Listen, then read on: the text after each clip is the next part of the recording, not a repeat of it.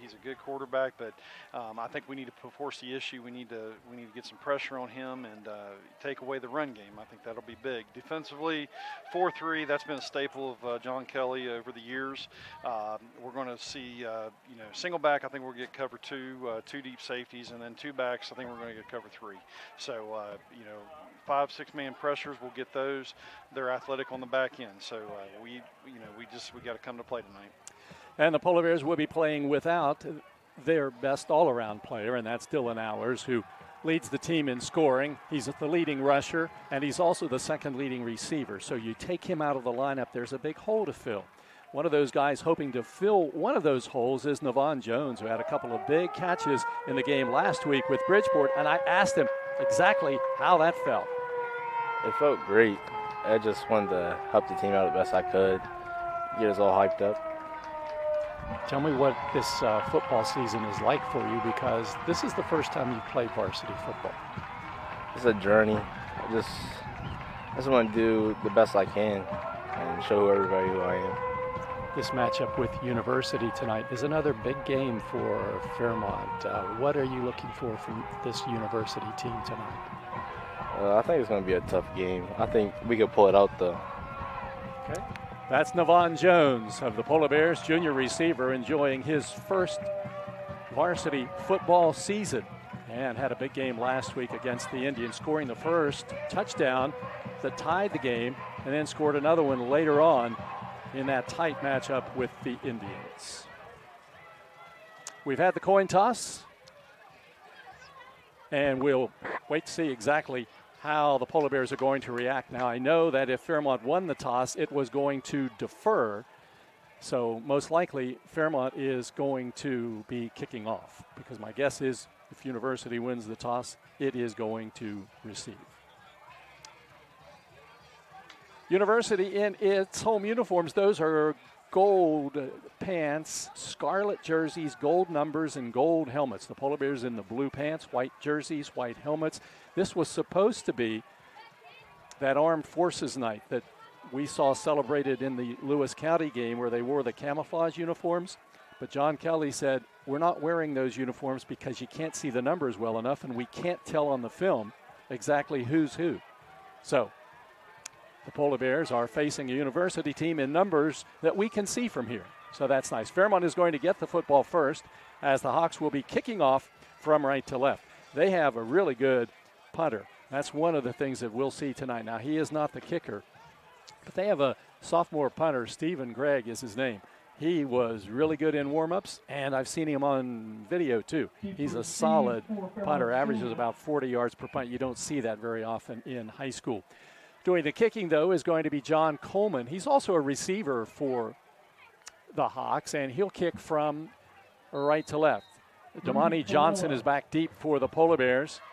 And with Coleman kicking, you never know exactly where it's going to go. He kind of spreads the ball around. Let's see what he does now as he approaches the ball end over end short, and it's caught at the 25-yard line by Wilson, gets up to the 30, the 35, and stretches up to the 38-yard line. Tackled there by Logan Deal of the Hawks, and it's a 1st and 10 for the Polar Bears at the 38-yard line. Yeah, very important tonight, Jeff, to get that running game going. We need to help Brody out. We didn't do a great job of that last week, so I'd like to start that off tonight doing that. Big problem in the game last week was pass protection, as Whitehair was running for his life too many times, and that was the problem last year when the Polar Bears and the Hawks played in Fairmont. 1st down 10, Polar Bears from their own 38, and Whitehair back to pass, rolling to the left, looking downfield. Has time, sends it over the middle, and the pass incomplete, intended for Navon Jones, a little over his head. As he was getting near the sidelines, he couldn't come up with it. It's 2nd and 10. Yeah, Brody stayed in the pocket as long as he could, and then he bought a little time to the left. Ball was a little bit up, but it was almost caught. 2nd down, 10 yards to go. Damani Johnson, the running back, he's playing in place of Dylan Hours on the offensive side for the Polar Bears. Jones is a wide out to the right side. 3 receivers to the left on a 2nd and 10. Whitehair back to pass, far side of the field. He overthrows Jones again, incomplete, and it'll be 3rd down and 10. So Brody's had a couple of passes that were there, but he hasn't been able to connect so far. 0 for 2 passing, and the Polar Bears are in a third down situation where they would desperately like to get 10 yards and keep this drive going. Yeah, got a little pressure from Niska, a 5'11" sophomore. 3 receivers to the left again. Fairmont on the near hash marks. 3rd down and 10, and the Hawks have jumped off sides. So they go with a hard count, and that's so far Fairmont's best play of the night. 5-yard penalty against the Hawks, and it will be 3rd down, 5 yards to go. Well, I guess you might as well just do it again. Get that second 5 and get a first down. That's still 10 yards. Polar Bears back to the line of scrimmage now. It's the 43 in their own territory. 3rd and 5, first possession of the game.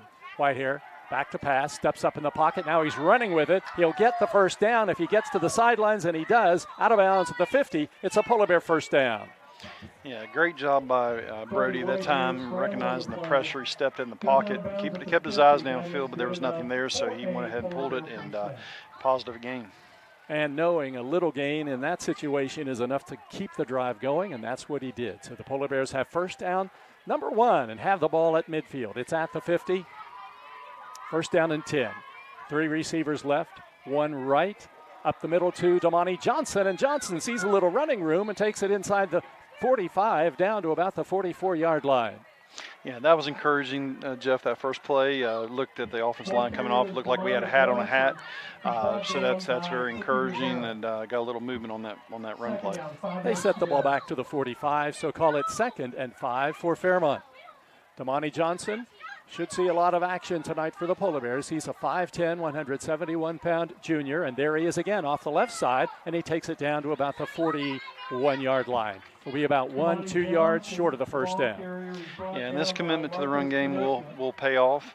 It doesn't have to always be a big gain. That'll be just fine. We got a manageable 3rd down now.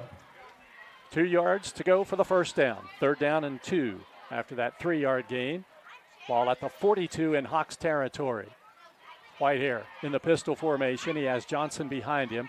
Play clock gives the Polar Bears plenty of time. It shows 18. First possession of the game here at University High School. Whitehair back to pass, looking over the middle. The pass is caught by Dinger at the 25. He's down to the 20, and he fumbles the football towards the goal line, and the Hawks have recovered at the 1-yard line.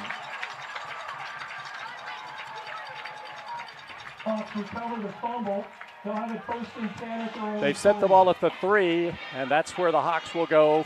First down and 10.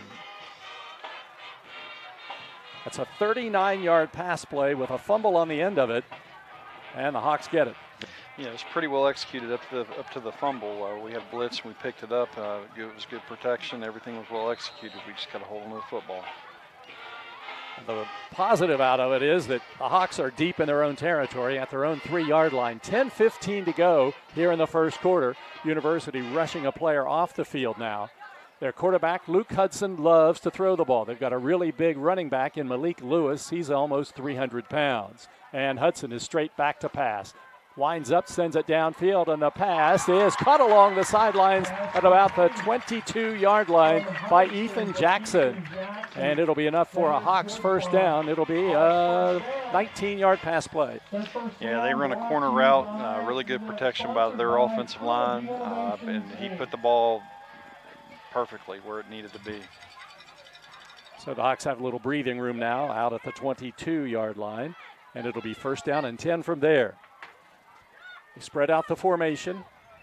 Single running back behind the quarterback on this 1st and 10 play.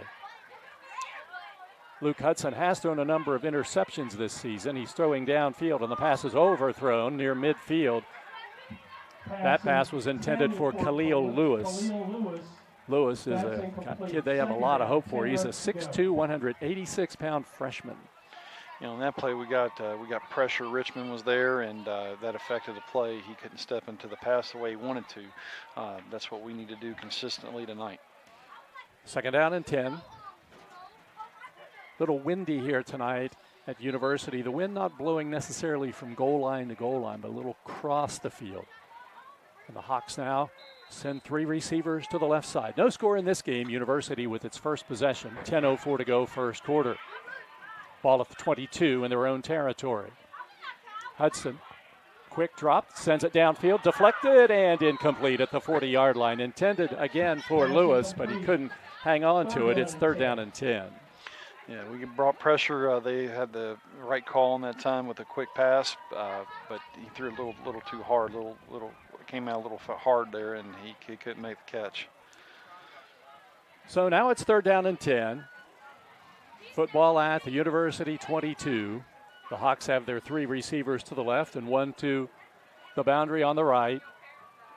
Hudson in the pistol formation with his big back, Malik Lewis, behind him. Lewis, 5'11", 294-pound running back. Polar Bears digging along the front line on this 3rd and long for the Hawks.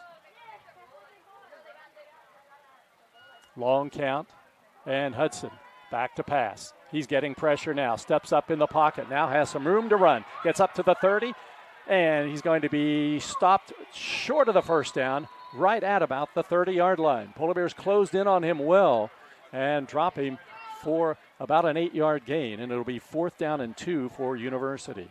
Yes, it was just a 5-man pressure. We dropped 6 in coverage, and a good job of getting into Hudson before he could get to the first down marker.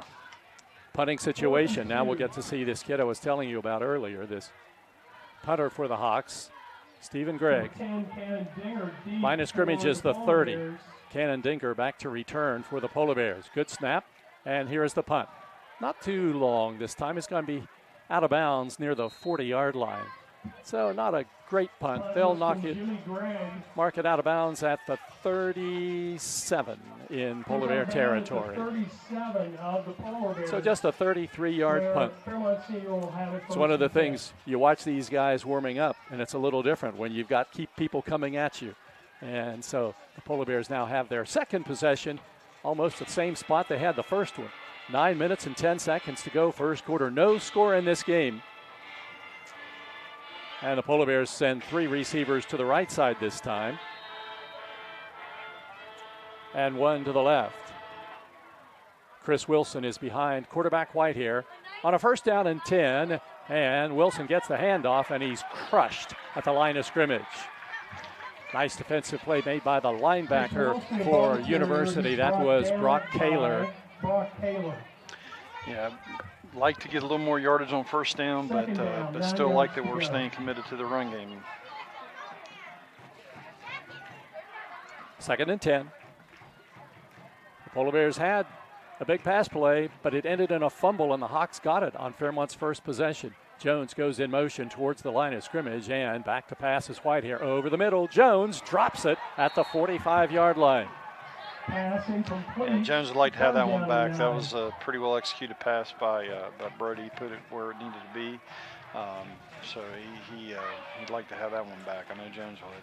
Certainly would, because it wasn't a tough catch. He wasn't necessarily well defended right there. He found an opening there in the middle of the field, but didn't hang on to the ball. And now it's 3rd down and 9. Officials time at the line of scrimmage. Cannon Dinger has to come out for the Polar Bears. Not sure what the reason for that is, but that takes away one of the Polar Bears' best receivers on a 3rd down and 9. From the pistol formation, and Brody Whitehair looks to the sidelines. Play clock at 25. It actually hasn't started yet. And now it starts, and the Polar Bears go 3rd down and 9 from their own 38-yard line. Whitehair back to pass.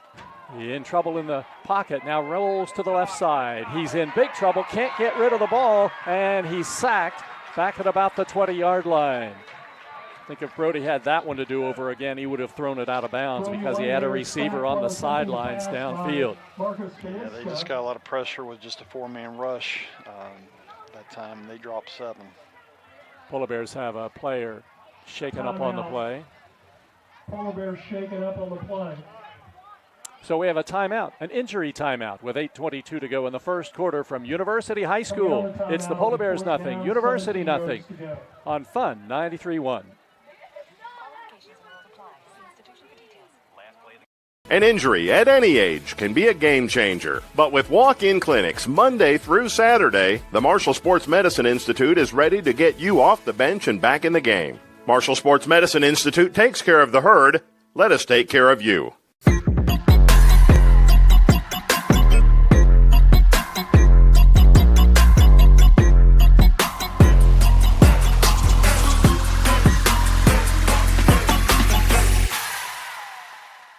Since 1965, the team at City Construction has been an industry leader in all facets of construction, shaping the West Virginia landscape with some of the most recognizable commercial projects throughout the state. As one of the largest general contractors in north central West Virginia, our outstanding record of quality workmanship and personal service is here for your next project. Call our team of experts today. Give us the opportunity to design build your next project.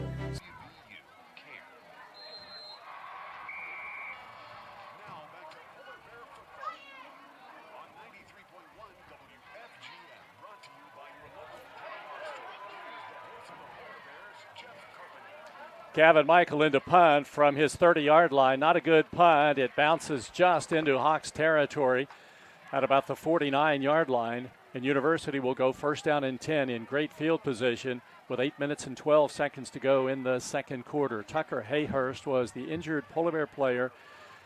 Walked to the sidelines with some help. And now the Polar Bears will be on defense as the Hawks have it near midfield. First down and 10. No score in this game. Not a good start for the Polar Bears so far this evening.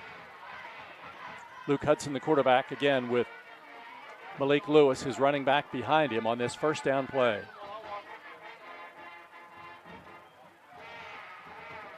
And here is Hudson. Back to pass, getting pressure from the side, and he gets it across the line of scrimmage and over the 50 down to the 46-yard line before he's hit and brought down by Dakota Nisley. But Hudson made something out of that. It looked like he was maybe going to be in trouble in the backfield, but he'll get about 6 yards on the play. Yeah, got pressure with looked like a three-man rush, but Boda came with a delayed blitz, and that's a very effective tactic as the offensive line doesn't necessarily see that. So now it's just 2nd and 4 for the Hawks. They have the ball in Polar Bear territory for the first time tonight. Game clock turns down to 7:33. No score.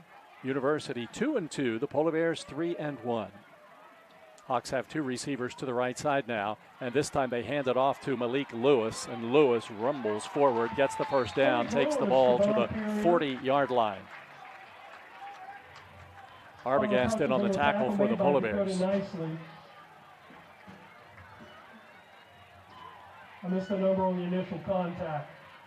First down and 10 for the Hawks. So first down number 2 for University, but now they have the ball at the Fairmont 40.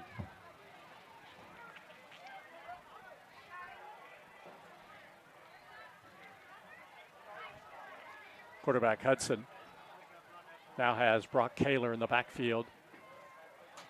To his right, Malik Lewis behind him. Back to pass is Hudson, launching it downfield, overthrown at about the 20-yard line. Receiver was well covered, that's Coleman, and the quarterback was getting pressure. Brody White here is playing defense for the Polar Bears tonight at the safety spot. He was in coverage on that one along with Tavion Thornton.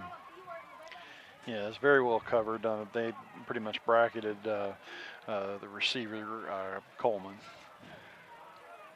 Second down, 10 yards to go. The Hawks signal in the play from the sidelines. The days of running the play in from the sidelines are just about gone. Two receivers right, one to the left. Second and 10 from the Polar Bear 40. No score in this game. And the Hawks, Malik Lewis carries the ball down to the 35, tripped up by Nicely, but he takes it to the 34. So he has back-to-back 6-yard carries. Yeah, they're trying to kind of take a page out of Bridgeport's playbook and play a little big personnel. They've got two big backs in the game now. They're down in 4. University in 4-down territory, though, with the ball just inside the Fairmont 35, and they need to get it down to the Polar Bear 30.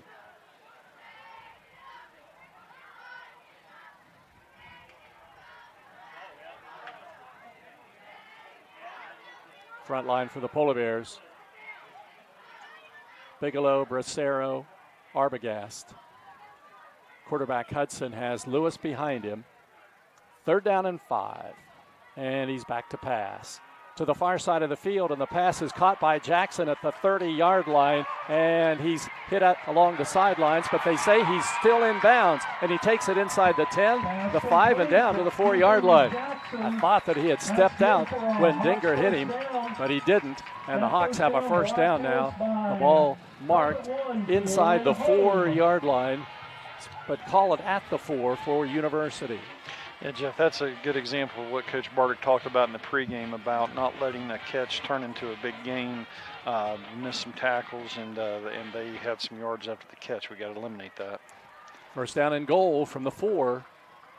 Empty backfield now. Now Kaler comes back into the backfield, and Hudson's going to run with it. Hudson is hit at the 3 and driven back. Ball carrier Gavin Michael hit him first. Maybe gained a yard. It's going to be 2nd down and goal to go. Negligible gain on the play. A gain of 1. 1 yard 2nd and approach. goal from the 3 now.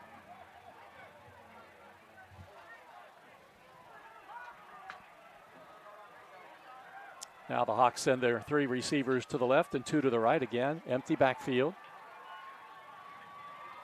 And into the game now is Jack Byer. And Byer's going to run with it, and he's going to run down to the goal line. He stops short. The ball pops loose. The Polar Bears say they've got it, but the officials say he's down. Byer again, the ball carrier. It'll be 3rd down and goal, 1 yard to go. A gain of 2 for Byer. He's the backup quarterback. You hear the fans below wondering why the big guy doesn't get the ball. He's not even in the game. Under center, Byer. Byer tries to get to the goal line, and he's going to be stopped short, and it's going to be 4th down. Yeah, good job by our interior defensive line that time. They've really got some good push, which you have to do when you're that close to the goal line. No gain, 4th down. So now it's 4th down and inches at the goal line. University going for the touchdown here. We wind down near the end of the 1st quarter. Byer under center.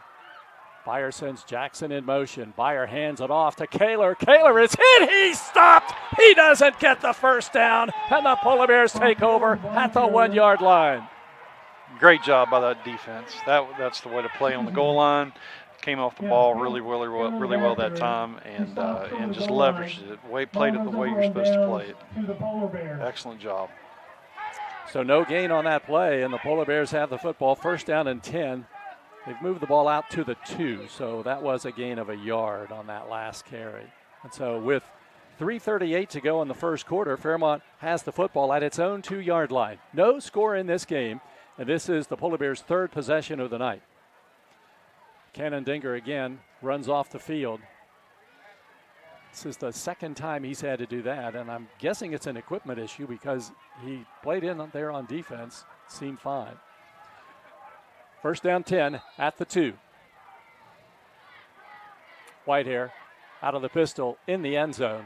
Back to pass, rolling to the near side. Needs to get rid of the ball, dumps it off short, and it's caught at the 8-yard line. And immediately, Wilson is hit, but he gets the nice catch at the 8, and that'll give the Polar Bears about a 6-yard gain. That's Chris Wilson. He was tackled. Whitehair took a big shot on that play. Whitehair is injured, and he's slow to get up in the end zone. Looks to be Brody Whitehair.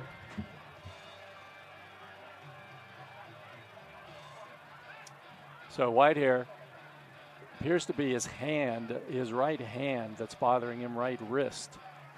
That's what they're looking at now.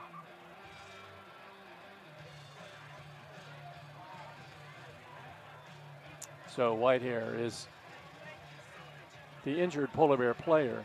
In case you're wondering, with Dylan Hours out, who is technically the backup quarterback in a game setting, you wonder, okay, who is the backup quarterback now? Because you don't really expect them to go to the freshman, but it would be Gavin Michael, who played quarterback position for the Polar Bears as a freshman.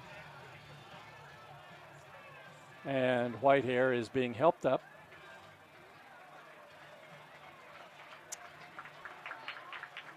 And Whitehair is going to head to the sidelines. It's his right hand, right wrist that's giving him the problem. And so that means Fairmont is going to be going with a new quarterback, at least for a while here.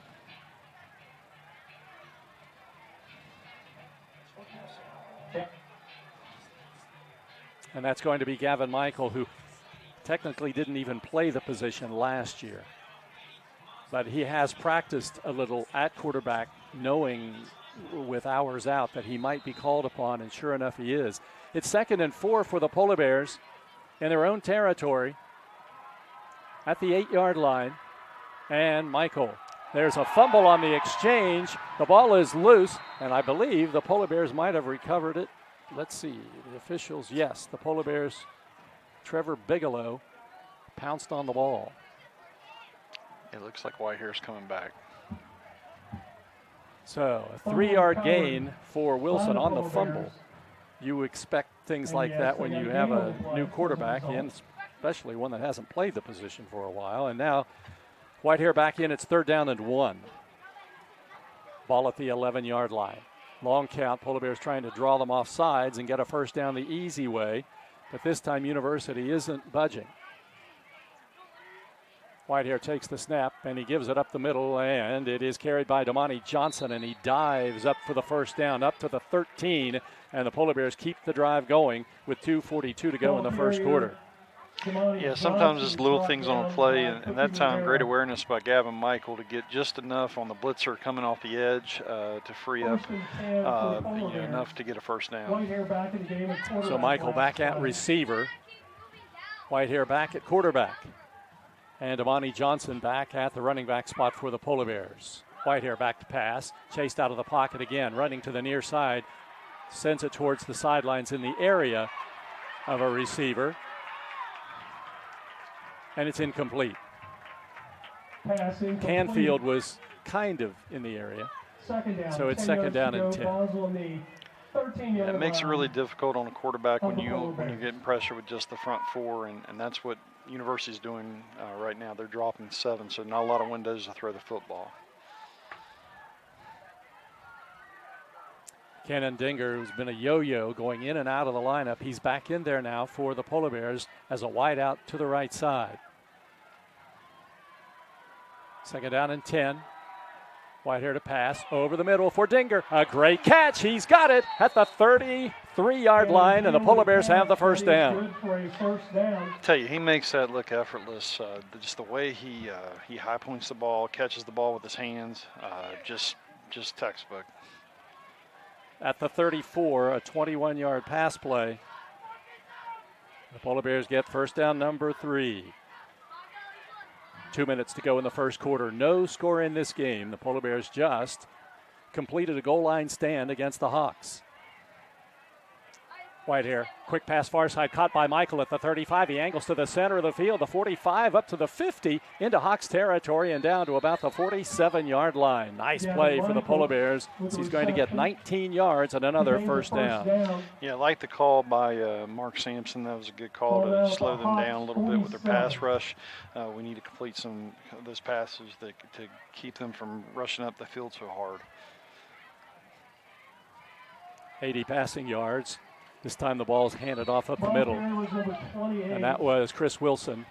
Wilson takes the football inside the 45 and down to about the 43-yard line. Nice gain, though, for Wilson. He's going to get about 2nd down, 6 yards. 4 yards on the play. Ball down at the Hawks 42. In University territory, 2nd down, 6 at the Hawks 42-yard line. Johnson back in as the running back behind Whitehair. And Brody is back to pass. Quick pass, slanting over the middle, intended for Canfield. He can't hang on to it. Absorbed a big hit right after the ball hit him.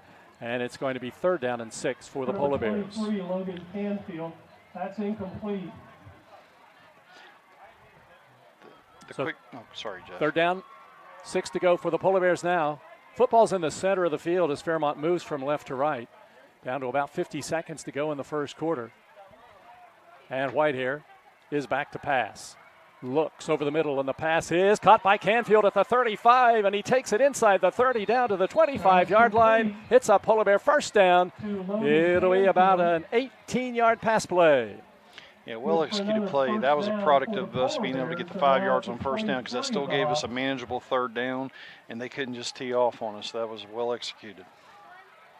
So Brody Whitehair almost up to 100 passing yards here in the first quarter. 1st and 10 at the Hawks' 23-yard line. Bracero into the game, blocking back, and handoff goes to Johnson. He dances to the outside, inside the 20, down to the 15, and dives forward close to the 13-yard line. And I'll tell you, that would be, Daryl Moose Johnston would have been proud of Max Bracero on that play. That was a great block by a fullback. For Fairmont Senior. And the first quarter has come to an end from University High School. It'll be 1st and 10 for the Polar Bears at the Hawks 13. When we return, the score after one, University nothing, Fairmont nothing on Fun 93.1. General Stores has been serving West Virginia communities for almost 5 decades. We are so grateful to be a small part of your lives, and we want to recognize the integral part of our operation, the LG family. You keep us going. Thank you. An injury at any age can be a game changer. But with walk-in clinics Monday through Saturday, the Marshall Sports Medicine Institute is ready to get you off the bench and back in the game. Marshall Sports Medicine Institute takes care of the herd. Let us take care of you.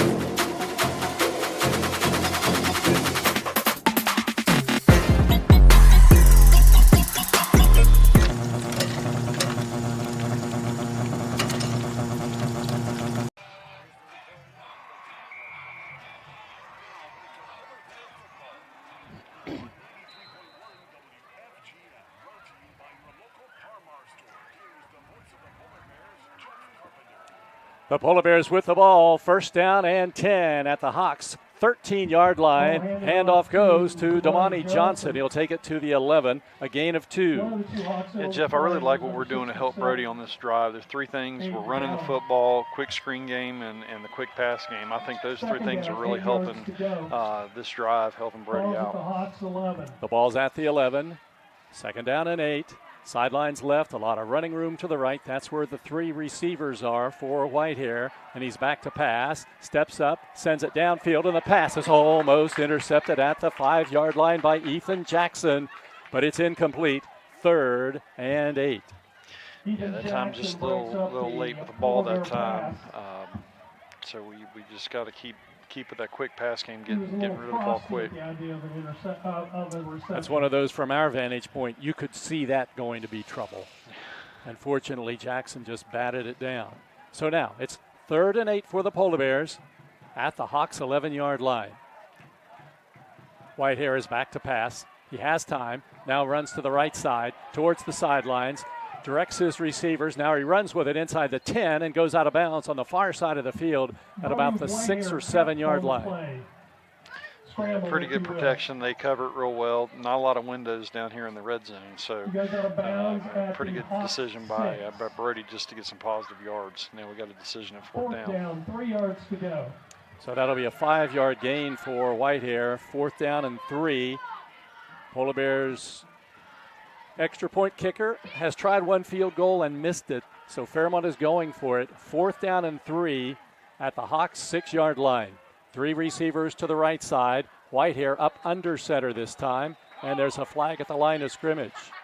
And the Hawks are offsides. And the Polar Bears are going to get the first down on the offsides penalty.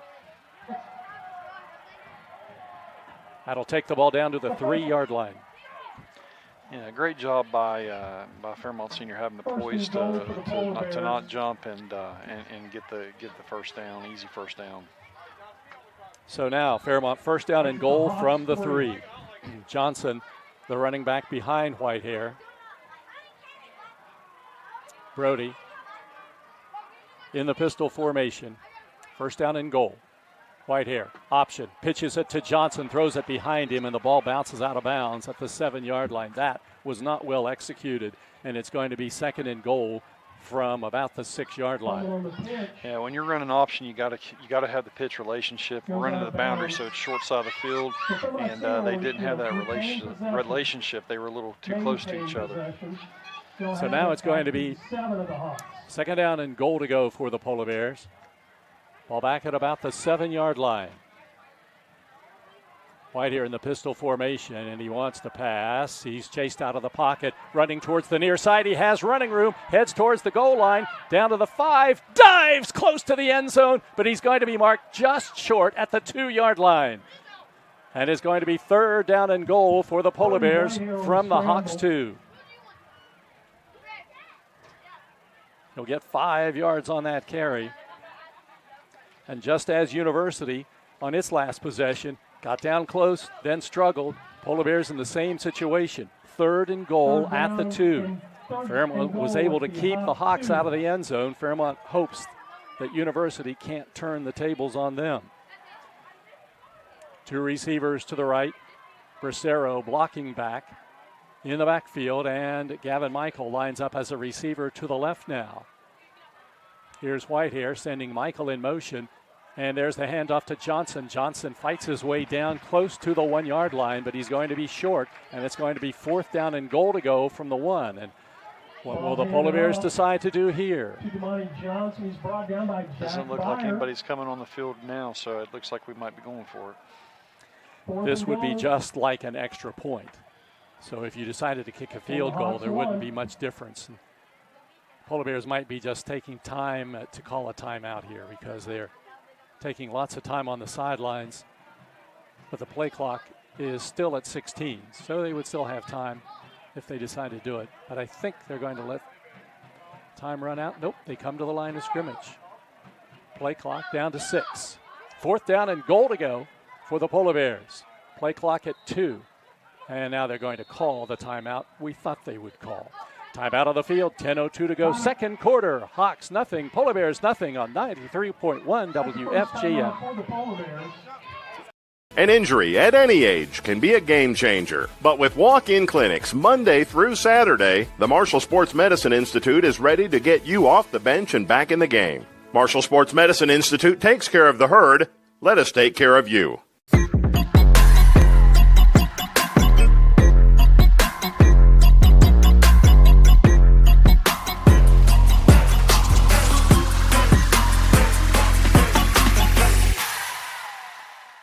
Since 1965, the team at City Construction has been an industry leader in all facets of construction, shaping the West Virginia landscape with some of the most recognizable commercial projects throughout the state. As one of the largest general contractors in north central West Virginia, our outstanding record of quality workmanship and personal service is here for your next project. University was in, although they were like 4th in inches.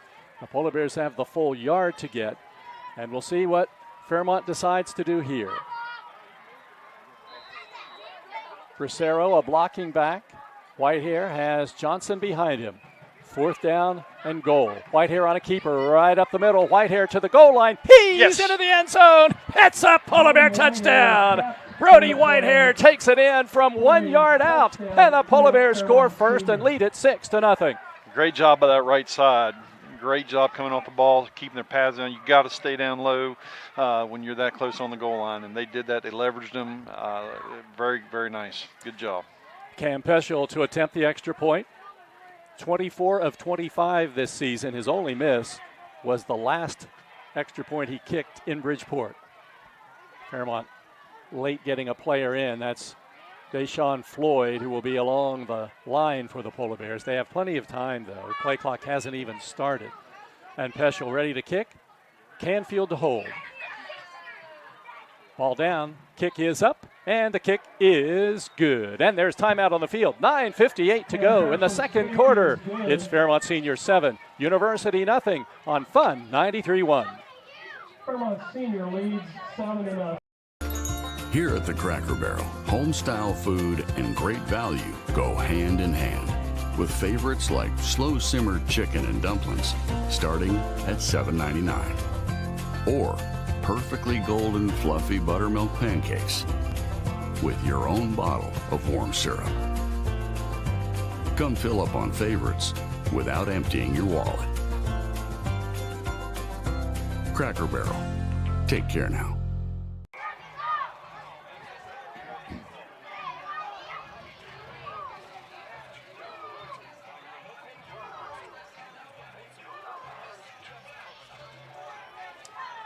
Brody Whitehair scores his third touchdown of the season, and Fairmont Senior has the early lead. It's 7-0, and the Polar Bears will be kicking off. Yeah, Jeff, that was a great job by that Polar Bear offense on that drive. With the way we ran the ball, the quick screen game, the quick passing game, I think those are all really good answers to what University's doing on defense, and just a great job by that coaching staff. Cam Peschel is going to kick off for Fairmont. He tees the ball up in the center of the field, and he'll kick from right to left. The Hawks have some dangerous returners back here now, Kyle Blunt and Ethan Jackson, and it'll go to Blunt at the 14. He gets to the 20, the 25, over the 30. Then he's going to be tackled at about the 33-yard line. Stop on the play was made by Chris Wilson of the Polar Bears. Okay, tackle made by number 14, Gavin Michael. So University has the football, trailing 7-0. Their quarterback is Luke Hudson. He has completed 2 of 5 passes tonight for 45 yards. Brody Whitehair, on the other hand, has completed 6 of 11 for 98. Here come the Hawks now up to the line of scrimmage. 3 receivers wide to the left. Pistol formation for Hudson. He wants to pass. He's getting some pressure, forced to the sidelines. On the run, little pass near side over the head of Malik Lewis, incomplete. Hudson's pass incomplete. He got pressure from Bracero that play. Bracero made an inside move on the tackle and forced him to roll outside, and then he couldn't complete the pass. Fairmont has Gavin Michael now, who's the utility man for this team. He's back playing where Brody Whitehair had played. Whitehair not playing both ways now with that injured hand. And it's going to be 2nd down and 10 for the Hawks. The ball at the 33-yard line. Again, 3 receivers to the left side. Hudson looking at a possible blitz. He's back to pass, getting pressure. Jumps out of the pocket, now heads to the sidelines. Michael bumps him out of bounds at about the 40. He'll be short of the first down. I guess that was maybe a little more than a bump. Yeah, we're bringing a little pressure now. The thing we have to be careful about, though, especially for man coverage, is that right there where he takes off and he runs. So he's a very capable runner, so we have to have eyes on him too. Luke Hudson, good size. He's 6'3", 180. He's a senior. He played against the Polar Bears last year in that game at East West Stadium. The Hawks won 19-14. 3rd down, 3 yards to go. The ball at the 40-yard line in University territory.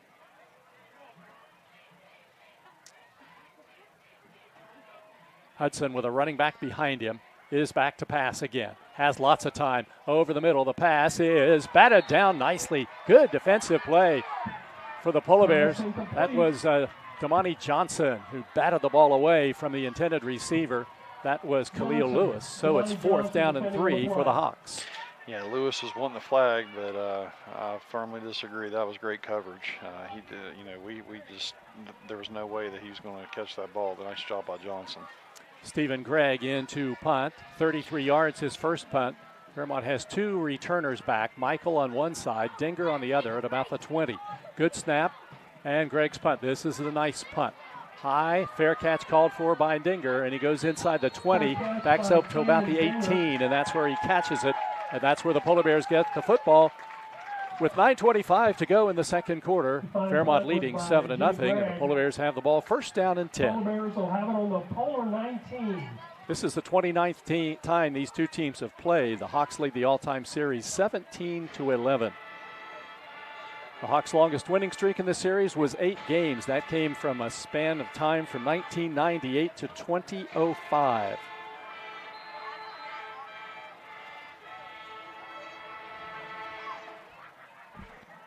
Ball set down at the 19, and that's where the Polar Bears go. First down and 10. Moving from right to left now. Quick pass far side, complete to Michael. Makes an outside move, then cuts inside, and he's right at the line of scrimmage and goes down.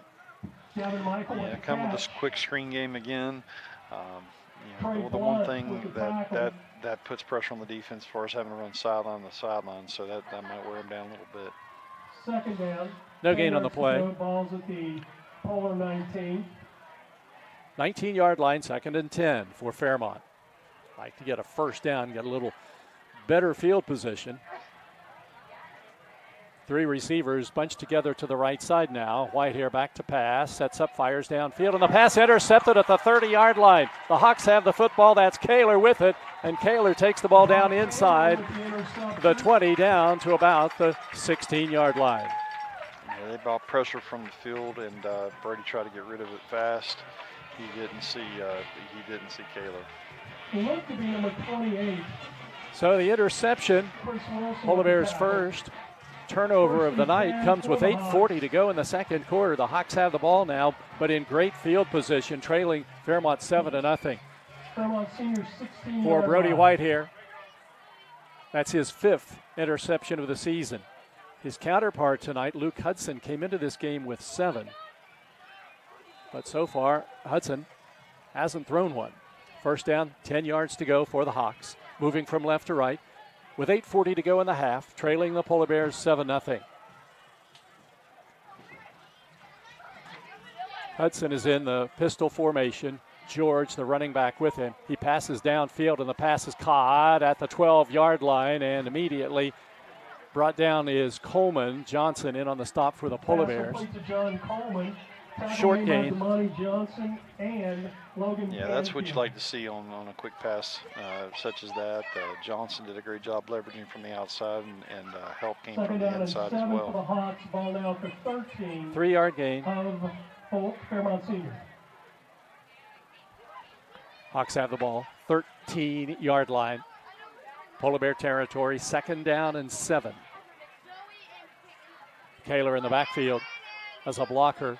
Malik Lewis behind the quarterback Hudson, and Lewis gets the handoff, big hole off the left side, and he takes it inside the 10 down to about the 6. Lewis, the ball It'll be very close to a University first down. Yeah, they just run the power play to the left side, their left, and we got to squeeze it down a little better. He got a 7-yard gain, and it's a University first down.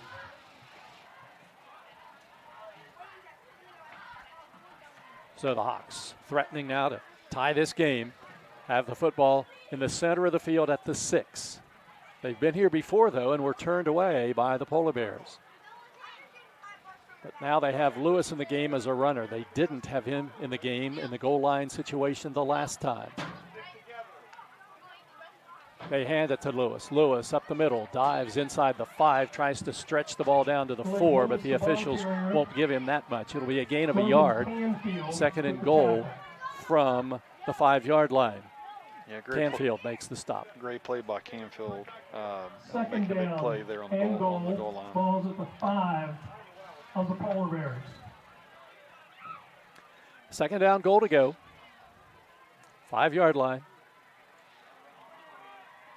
Hawks come to the line of scrimmage now with 1 wide out to the right, 2 to the left.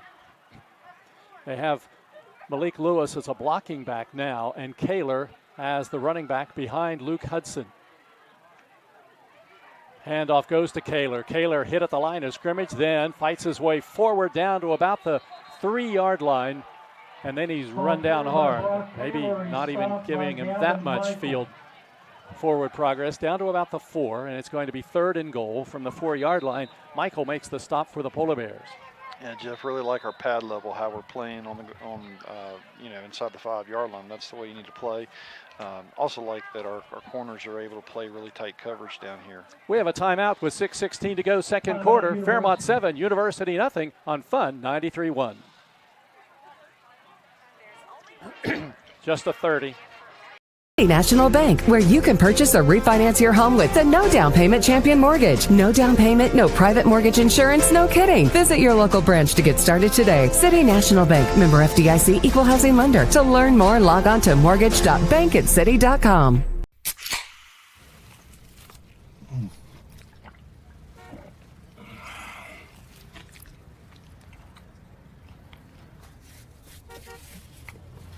Sandwiches, better with Pepsi.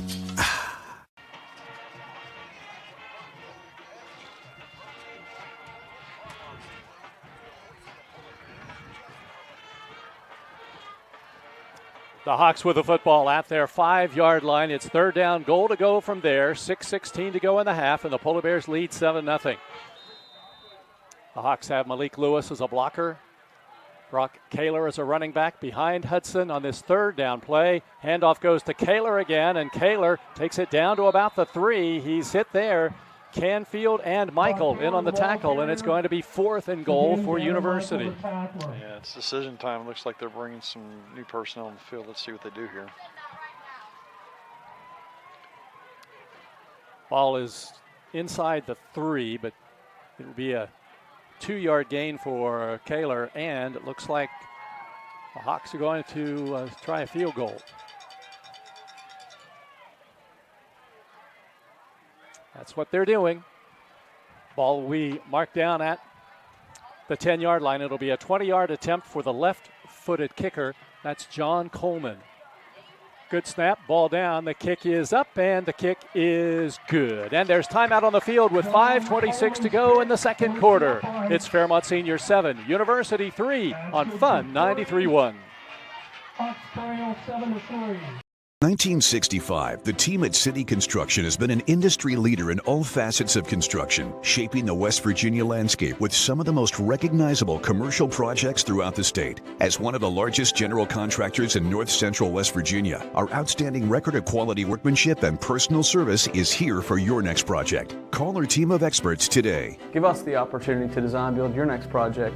City Construction Company, West Virginia proud since 1965.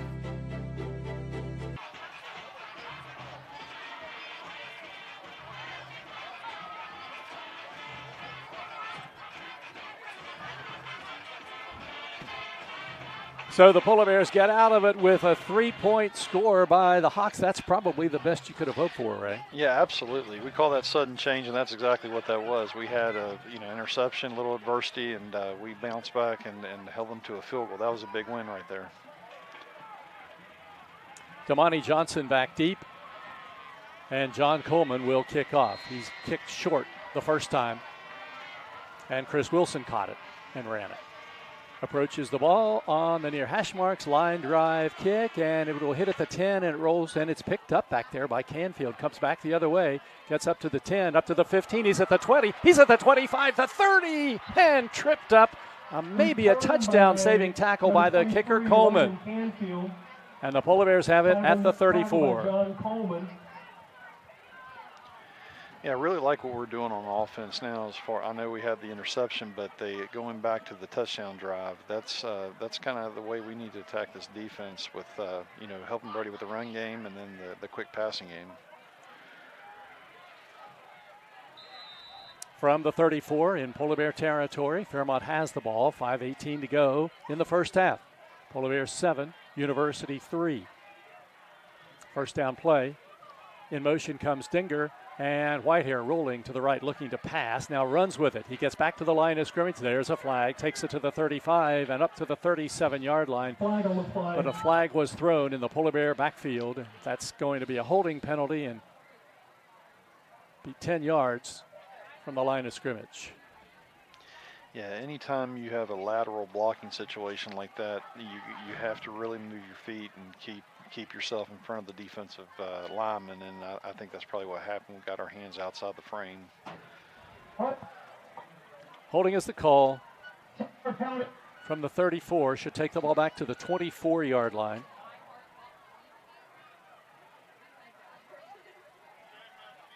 And it'll be first down and 20 for the Polar Bears. First and 20 now for the Polar Bears. Clock turns inside 5:05 to go. On the Polar 24.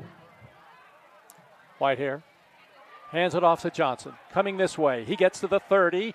Double teamed there, but manages to get a couple of more before he's brought down at about the 33-yard line. I tell you, Jeff, he got a pretty good block from Lister on that play, which sprung him to the outside, and great read by Johnson that time. So he gets 9 yards, still second and long, but that's a good chunk to get back.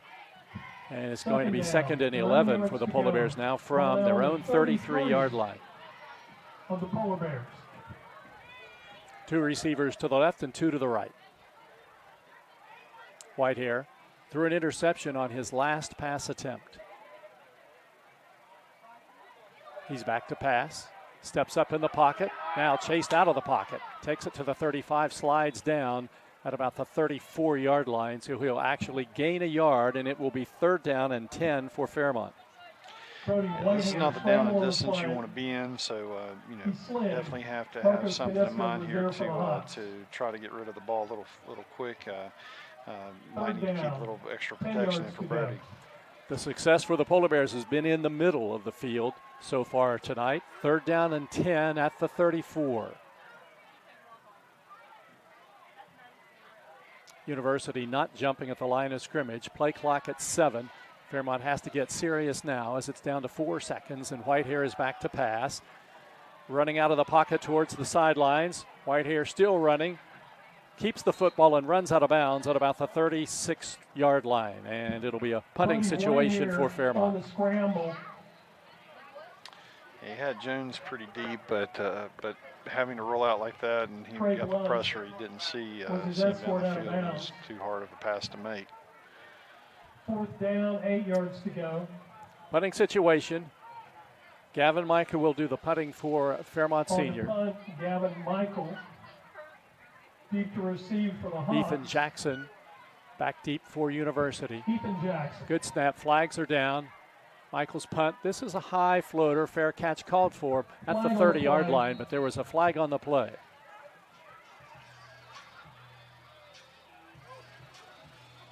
This will be a line of scrimmage penalty. False start called against the Polar Bears. And the Hawks will have Fairmont punt it again. Illegal formation, offense. 5-yard penalty, repeat 4th down. So the Polar Bears will punt again. That'll take the ball back inside the 35. Down to the 31-yard line. And Michael will do it again. Again, Jackson is back deep. He stands at about his 40.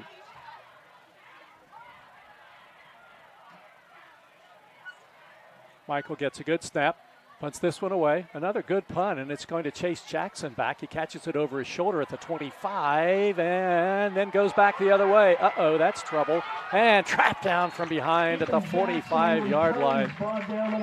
That was Dakota Nisley who made a big play there, because if Jackson gets past that, we could have been in trouble. Yeah, this game has the feel of being really close, so special teams are really going to be critical. So that's a big play to keep that from turning into a bigger play.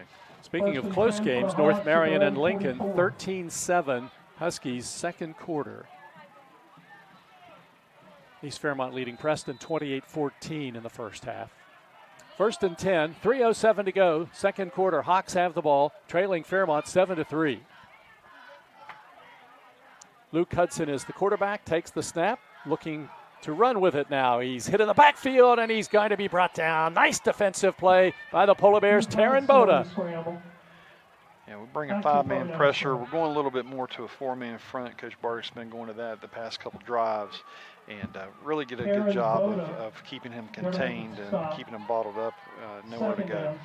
1 yard loss at 2nd down and 11. Hawks are in this conundrum here.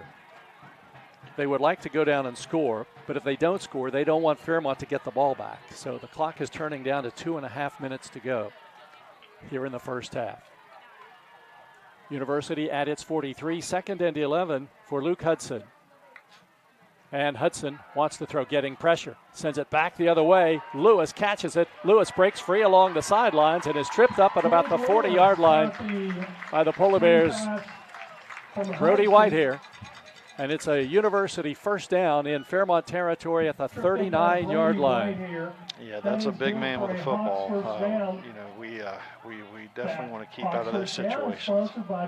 That is an 18-yard pass play, and the Hawks get their fourth first down of the night. 1st and 10 at the 39 of Fairmont. Clock turns inside 2 minutes to go. University has 2 timeouts left. Moving from left to right on the far hash marks. Hudson calling the signals out of the pistol formation from the 39. Wants to pass. Steps up in the pocket and he is sacked. He goes down at the 45-yard line. Logan Canfield has him. Yeah, Jeff Canfield did an excellent job that time. He brought pressure through the B gap there in between the guard and the tackle and timed it out perfectly. That's the way you do it. 2nd and 15 for University now. The ball technically at the 45-yard line in Fairmont territory, and now the Hawks are going to call a timeout. Timeout, 1:21 to go here in the second quarter from University High School. Officials time. With the score. Well, wait just a minute. Now they're sending everybody back to the line of scrimmage. So we're not going anywhere. Not sure what was going on, but the Hawks as a team came to the sidelines. The officials then sent them back. Fairmont went to its sidelines, and there was no timeout called.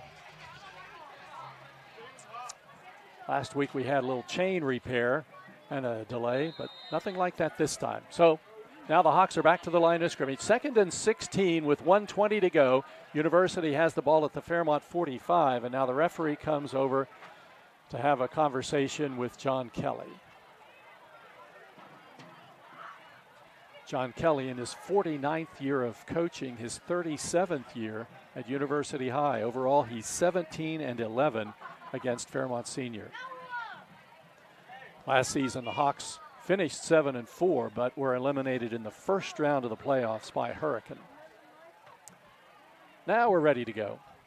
2nd down, 15 from the Fairmont 45. Clock turns inside a minute 15. Hawks send 3 receivers to the right. Luke Hudson out of the pistol formation. And Hudson back to pass. Sends it to the far side of the field, and the pass is incomplete along the sidelines. I couldn't see whether he actually came down with the ball, but the ball popped out, and there's a flag on the play back on the other end, and a holding penalty coming up against the Hawks. Yeah, I like these delayed blitzes that Coach Bartek is coming up with. And I can tell you as an offensive lineman, that's something that will really kind of mess the blocking scheme up a little bit because they don't know a lot of times how to treat that guy that's coming late. And that's what's happening right now. They're causing a little bit of confusion with the delayed blitzes. So now it's going to be 2nd down and extra long to go. They need to get to the 30, and they're at the University 46. So that's 24 yards to go. 2nd and 24 for the Hawks with 1:02 to go here in the first half. Fairmont Senior 7, University 3. Hudson's in the pistol formation on this 2nd and long. And he wants to pass. He's getting some backside pressure, and he's going to be sacked. Brought down from behind. That was Trevor Bigelow tracking him down. It's going to be 3rd down and 25 yards to go. I tell you, Jeff, that was a relentless pass rush by Trevor Bigelow. Watched him on that play, and he was not going to be denied. Great technique, got up underneath the tackle and just kept bending around him and just kept going until he got there. Nice job. The Hawks letting the clock run because they don't want to get in a 4th and long and have Fairmont then call timeout on them. So they're going to let the clock run down as far as they can before this 3rd down and 25 play. They may still take a shot, but they know they got to get it on this play. 10 seconds on the game clock. 3rd down, 25. Hudson back to pass, getting pressure from behind. Goes to the sidelines, passes downfield, incomplete at the 40, and it brings up a 4th down with 2 seconds to go. 4th down and 25. Number 55, Trevor Bigelow, on a quarterback hurry, passes incomplete. 4th down. So 4th down situation. Defending on the play. Be surprised if the Hawks even punt here. All you'd have to do is catch the ball and run around for a few seconds and let time run out. Now the Polar Bears, or we have an official's time, but there is actually timeout this time. 2 seconds to go, first half. Fairmont 7, University 3 on Fun 93.1.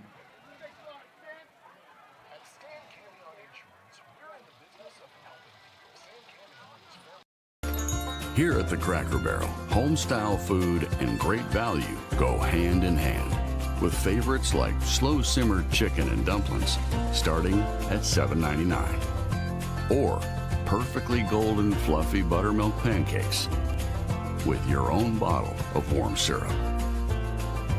Come fill up on favorites without emptying your wallet. Cracker Barrel. Take care now.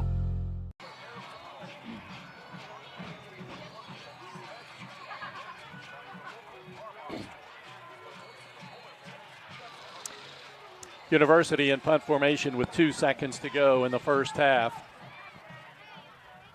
The punter is Stephen Gregg. See if he actually does punt. It's 4th and 25.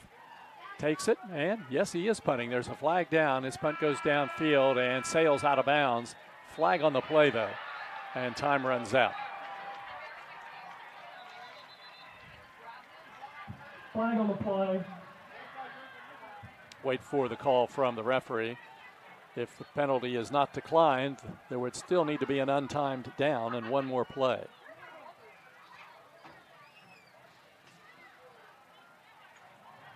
That play, we have a sideline warning. Sideline warning is the call. I can't believe you'd have the sideline warning in that situation. Last play of the first half, but that's where we stand now. It is halftime from University High School. The score, the Fairmont Polar Bears 7, the University Hawks 3, and the halftime report coming up next here on Fun 93.1. General Stores has been serving West Virginia communities for almost 5 decades. That's nearly 50 years of providing those essential needs for your daily journey. We are so grateful to be a small part of your lives, and we want to recognize the integral part of our operation, the LG family. We know these last couple years haven't been easy, but with every sunrise and sunset, you keep us going. To the LG family, the moms, dads, sisters, brothers, sons, and daughters of West Virginia, thank you. City National Bank, where you can purchase or refinance your home with the no down payment champion mortgage. No down payment, no private mortgage insurance, no kidding. Visit your local branch to get started today. City National Bank, member FDIC, equal housing lender. To learn more, log on to mortgage.bankatcity.com. Here at the Cracker Barrel, home-style food and great value go hand in hand, with favorites like slow-simmered chicken and dumplings starting at $7.99, or perfectly golden fluffy buttermilk pancakes with your own bottle of warm syrup. Come fill up on favorites without emptying your wallet. Cracker Barrel. Take care now.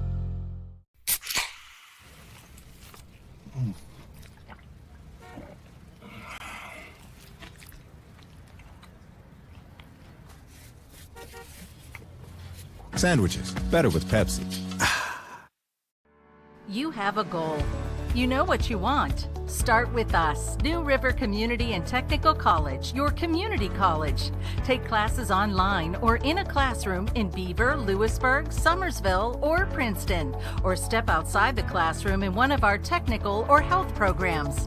Find flexible and affordable options to help you reach your goal. It's closer than you think when you start with us, New River Community and Technical College. Apply today.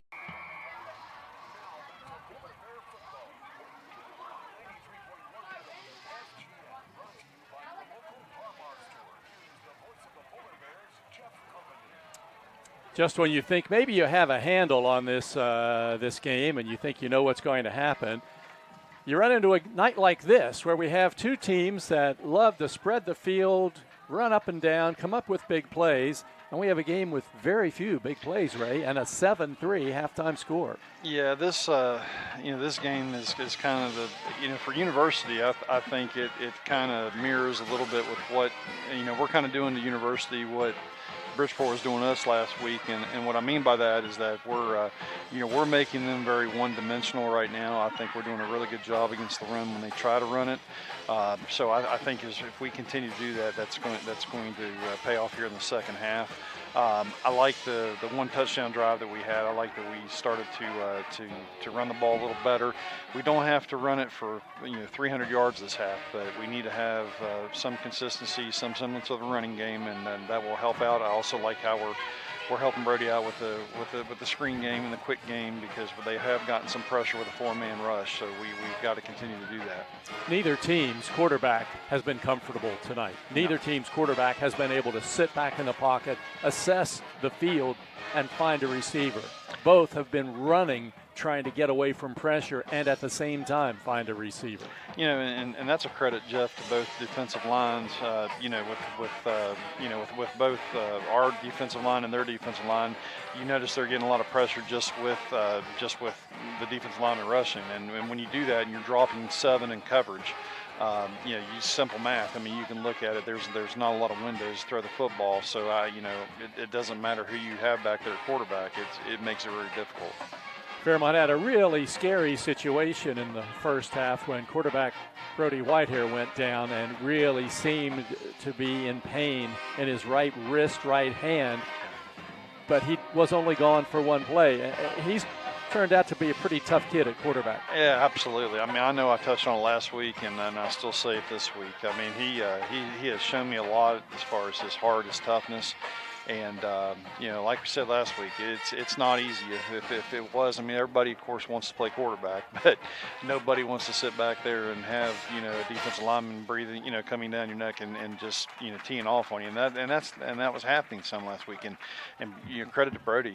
He stands in there, and, he's not afraid of anybody coming to, getting pressure on him. I mean, he stays in there. I think that's one of the things that, for those of us who watch football a lot, you have such a totally different perspective than those who play it.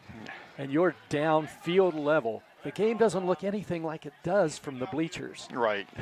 And when you have guys coming at you, you can't see like we can, where you can say, oh, there's a receiver. How come he didn't see that receiver downfield? Well, he's blocked by defenders coming right at him. And that's a great point, Jeff, because and I go back to the one play that I said that there was somebody open, but Brody was running for his life. So it's not like you have your eyes. I mean, I think he does a great job of keeping his eyes downfield, but there's times where when you're running and it's really hard to see the whole field when you're running, you're on the move, and that was what was happening on that play. But I think we'll settle down in the second half. We just have to. I think we continue to run the football a little bit, and I think if we can do that, again, we don't have to have big gains, but we need to have positive gains so we can say, the one time that we had the third down, we didn't get anything. We had a 5-yard gain on first down, didn't have anything on second down, but then on third down it was 3rd and 5, and we had a very manageable situation. I think as long as we continue to do that, we don't want to be in the 3rd and 10s. We don't want to be in that because that kind of limits your playbook. We want to be in the 3rd and 5s, 3rd and 4s, and if we can do that, I think we're going to be in good shape this half. One of the things that we did mention, but probably should be mentioned again, is the play of the defense, because essentially 2 goal line stands against University, and in those 2 goal line stands, they end up with 3 points. They had it 4th down and goal to go from the 1 inch line pretty much the first time, and the second time inside the 2, and still couldn't get the ball in the end zone. Yeah, again, Jeff, a lot of credit to that defensive line. When you go to the goal line, you have to play with excellent leverage and pad level, and I mentioned that in the first half. That's what they're doing, and in doing that, and you notice back there, they've got some pretty big backs back there, right? The one kid's, I think, 290 at least, and then the other back is a big big back as well. So I think for us to be able to limit them and not allow them to score in the red zone, especially, inside the 5-yard line, that was a huge win for us in that situation. To limit them to a field goal was really big. We're used to Brody Whitehair, and certainly his stats have been impressive. But this University quarterback has been even more prolific as a passer than Whitehair has been. Coming into this game, he had thrown for over 1,100 yards. Coming into this game for Fairmont Senior, Whitehair had thrown for 955. So both of these guys throw the ball like crazy. But you take a look at the difference between the two, and it's pretty much been borne out tonight. Whitehair has completed 61% of his passes, and on the other side, the UHS quarterback has completed 50% of his. So you take a look at the stats in this game tonight, and that's pretty much the way both of the quarterbacks have thrown the ball. The only difference is Luke Hudson has a tendency to throw the interception. He hasn't done it. Whitehair doesn't throw that many of them, but he has tossed one interception. Well, and I think another thing that can't be overlooked, as far as how we're playing defensively and the luxury we have with our defensive backs. I mean, they have a very athletic defensive backfield, but we do as well. And I think one of the things that's creating some problems for Hudson is that we have the ability to play press man and be up in their face, and that makes it very hard to get off the line of scrimmage. And we're willing to do that. That means we're taking some chances with that, but we feel confident in our secondary, and as well we should, because we have a very good secondary. I'm very confident in them. Well, I'm going to take my chances when we come back from the next break, because we get to talk about the Mountaineers win over the Pitt Panthers, and we get the real inside information here because we have Zach's dad with us. And we'll talk about that as halftime continues from University with the score. Fairmont Senior 7, the University Hawks 3 on Fun 93.1.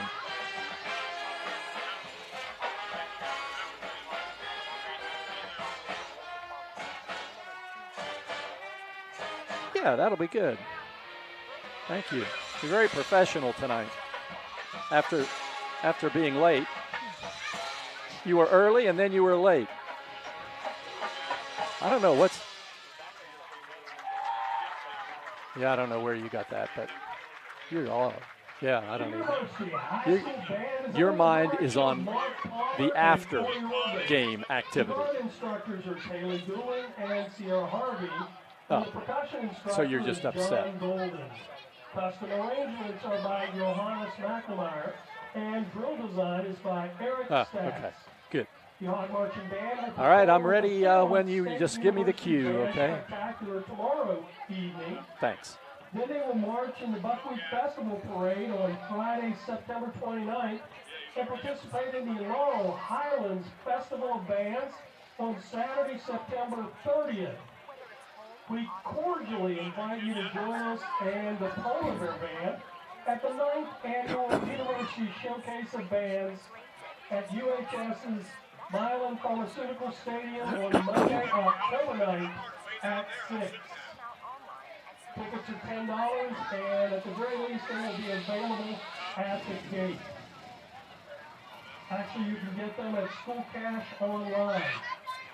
The annual UHS Band Lifetime Hunting and Fishing Raffle is underway. The cost is $5, and the winner will be drawn at halftime of the Mohawk Bowl on Friday, October 27th. To purchase a ticket, see any band member or visit our band boosters table in the concourse is what it's called, throughout the season.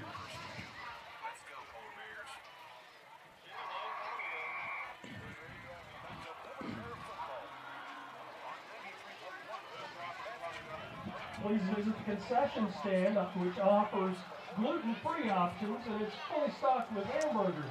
It's halftime. We're at University High School, and the Polar Bears and the Hawks are locked up in a good one. Fairmont Senior leads it 7-3.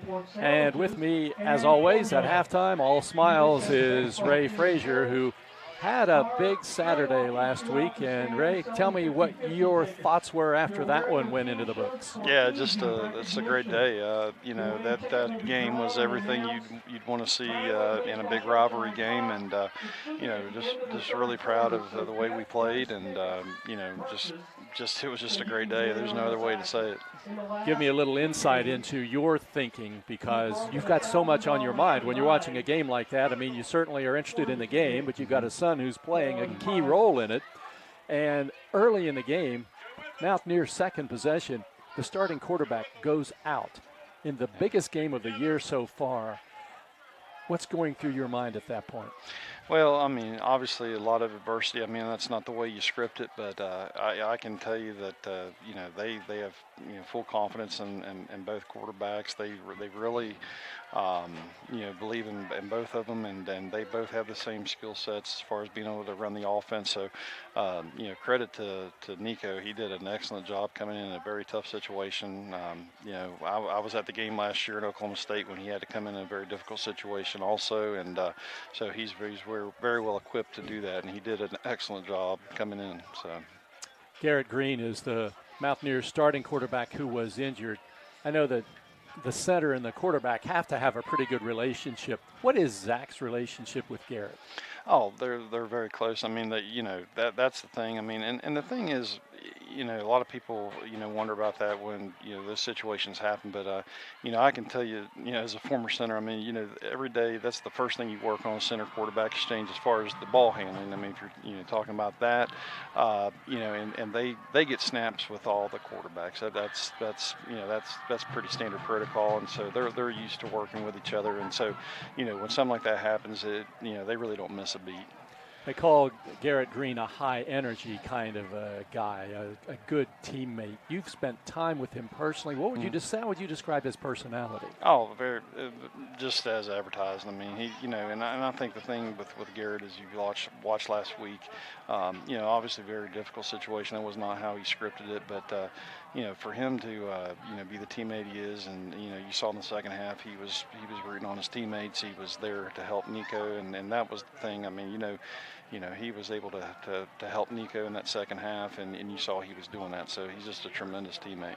Okay, now this is my last question, and it's another personal question. You're sitting there at the end of this game, one that's kept you on the edge of your seat for the entire night. The game is finally over. The Country Roads is being sung. What are you feeling at that moment?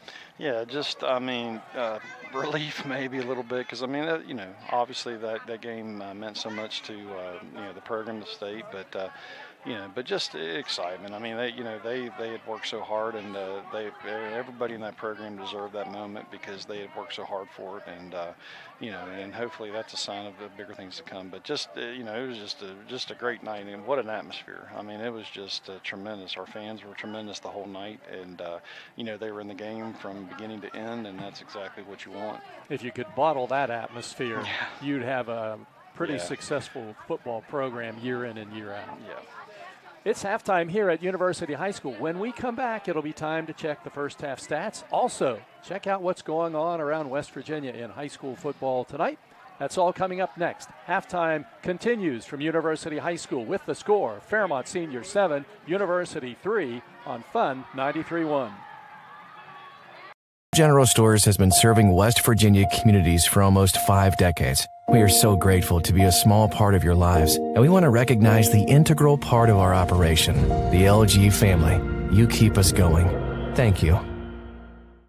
An injury at any age can be a game changer, but with walk-in clinics Monday through Saturday, the Marshall Sports Medicine Institute is ready to get you off the bench and back in the game.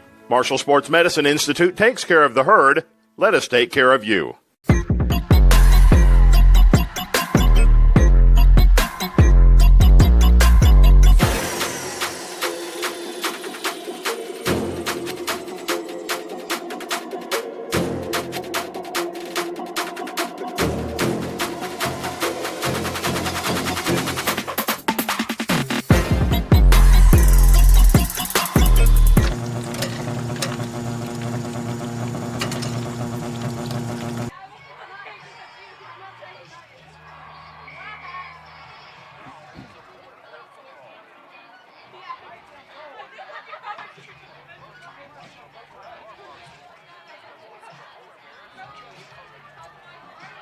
It's halftime. We're at University High School. The Polar Bears with a 7-3 lead. Let's check scores around the state.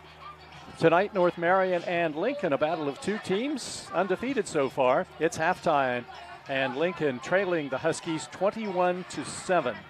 Lincoln ranked number 7, North Marion ranked number 1 in Class AA. Those are the mathematical ratings. Liberty leads Grafton 35-7 in the second quarter. Philip Barber on top of Elkins 21-0 in the second quarter. Scott leads Chapmanville at halftime 40-0. Scott, rated number 5, is unbeaten at 4-0. Frankfort and Northern Garrett 28-14. Frankfort leads fourth quarter. Frankfort ranked number 8. Bridgeport, number 8 in AAA, leading RCB 42-0 at the half. Winfield leads Logan 40-0 at halftime. East Fairmont 28, Preston 14 at the half. Wayne 13, or Nitro rather 21, Wayne 13. And that completes the AA scoreboard. In Class AAA, listen to this score. This is where you see these crazy games in Class AAA right now. Halftime, not even halftime. Second quarter, George Washington 70, South Charleston nothing. GW is 1-3, South Charleston is 0-4, and it's 70-0 in the second quarter. Morgantown leads Buchanan Upshur 45-3. Cabell Midland and Parkersburg in a tough one. Cabell Midland leading 7-3 at the half. Huntington on top of Capital at halftime 44-0. Parkersburg South leads John Marshall 28-10 in the third quarter. And Hurricane 35, St. Albans nothing. Second quarter, Martinsburg leading Jefferson 37-14 in the second quarter. And the last score we have is Steubenville 36, Wheeling Park 21 in the fourth quarter. And that completes the scoreboard, the games we've been keeping an eye on tonight. That North Marion-Lincoln game, I really didn't think the Huskies would have that much of a battle with Lincoln tonight. And now I see that the game is in the fourth quarter, and the Huskies lead it 21-10. Most of the games are going to be over before hours because we start at 7:30 tonight and everybody else starts at 7. Let's take a look at the halftime stats. Rushing yards, Fairmont Senior 60, University 42. Through the air, the Polar Bears have completed 7 of 13 passes with 1 interception, 98 total yards. University has completed 4 of 10 passes for a total of 66 yards. Total offense, Fairmont 158, University 108.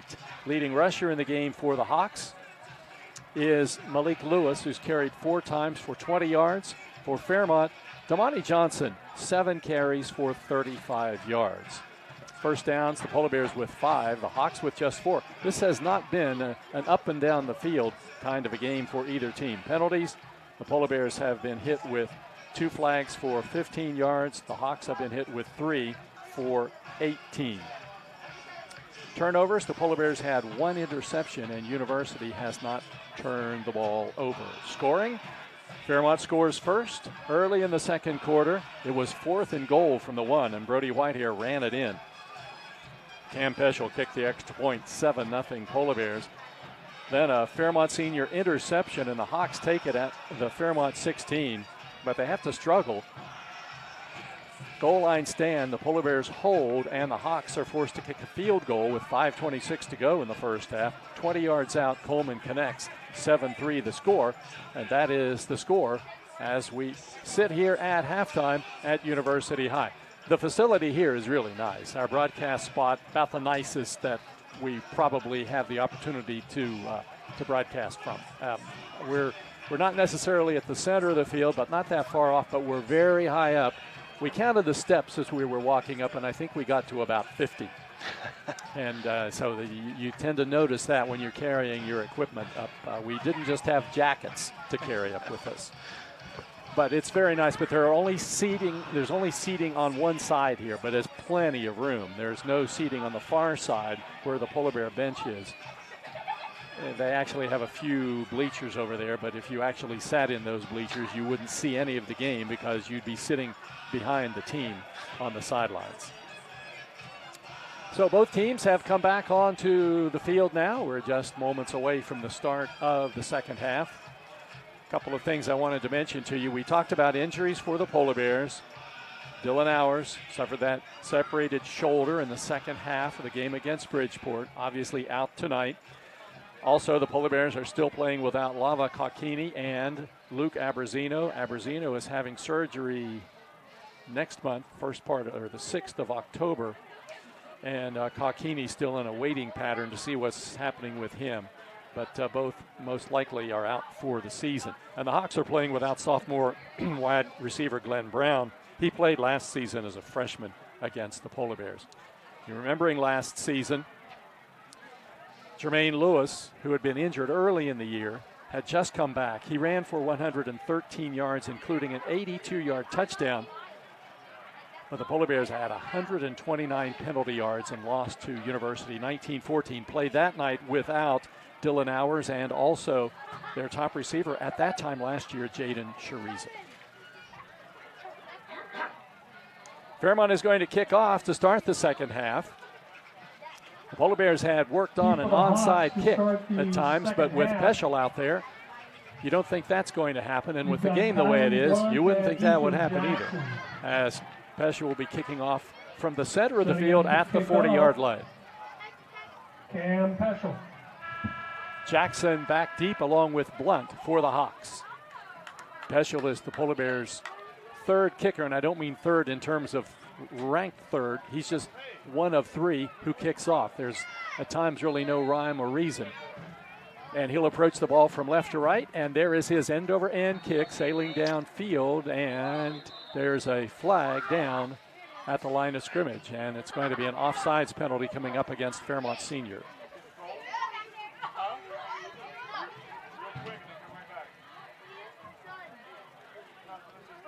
That's one of those that's not an easy penalty to call. You've got all these guys heading to the 40 at the same time, and being the official there, making sure that one of them doesn't cross too soon, and the official saw one do that the last time. And so that takes the ball back to the 35, and Pescia will kick from there. Earlier this season when that happened, he actually kicked it farther from the 35 than he had kicked it from the 40. See if that happens this time as he approaches the ball. There's his kick, and it's going to be caught on his knees at the 23-yard line by Ethan Jackson, and so that works pretty well for Fairmont Senior. The returner catching the ball there for the Hawks. So the ball belongs to University, first down and 10. And the Polar Bears with a 7-3 lead. 23, where they'll have it first and 10. Luke Hudson, the quarterback, 4 for 10, 66 yards in the first half. Leading rusher Malik Lewis, 35 yards. They have the ball at their own 23-yard line, first down and 10. They'll move from right to left now. Scarlet jerseys, gold pants, gold helmets, and there's the little touch pass, and it comes to Ethan Jackson, and Trevor Bigelow has nailed him for a big loss on the play inside the 20-yard line. Yeah, great read by Bigelow. Went inside the B gap and just made a tremendous play. That was one of those touch passes, and it's going to lose yardage back to the 18-yard line. So that'll be a 5-yard loss. And the Hawks will go second down and 15.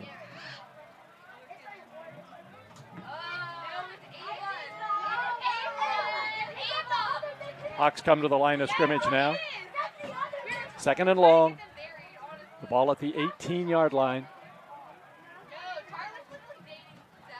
And the quarterback Hudson back to pass. Sends it to the far side of the field. It's caught at the 20-yard line, and the receiver breaks free, gets up over the 25 to about the 26, where he's pushed out of bounds by Michael. Short gain is going to bring up a third down and long for the Hawks. Yeah, this is the situation we want to keep them in. We got to capitalize here. Let's see what kind of pressure we bring here. Well, I'm sure Coach Bardick has something dialed up.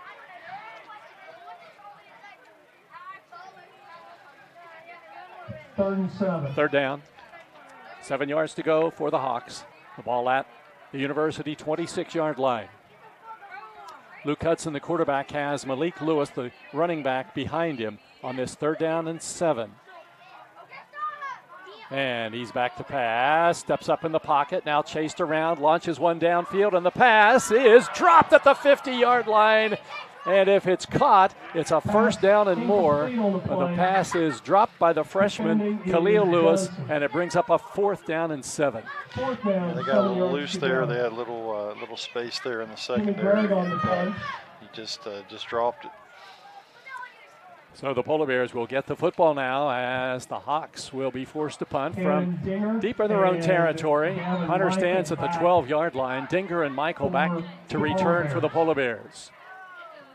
Snap is good. Punt is away.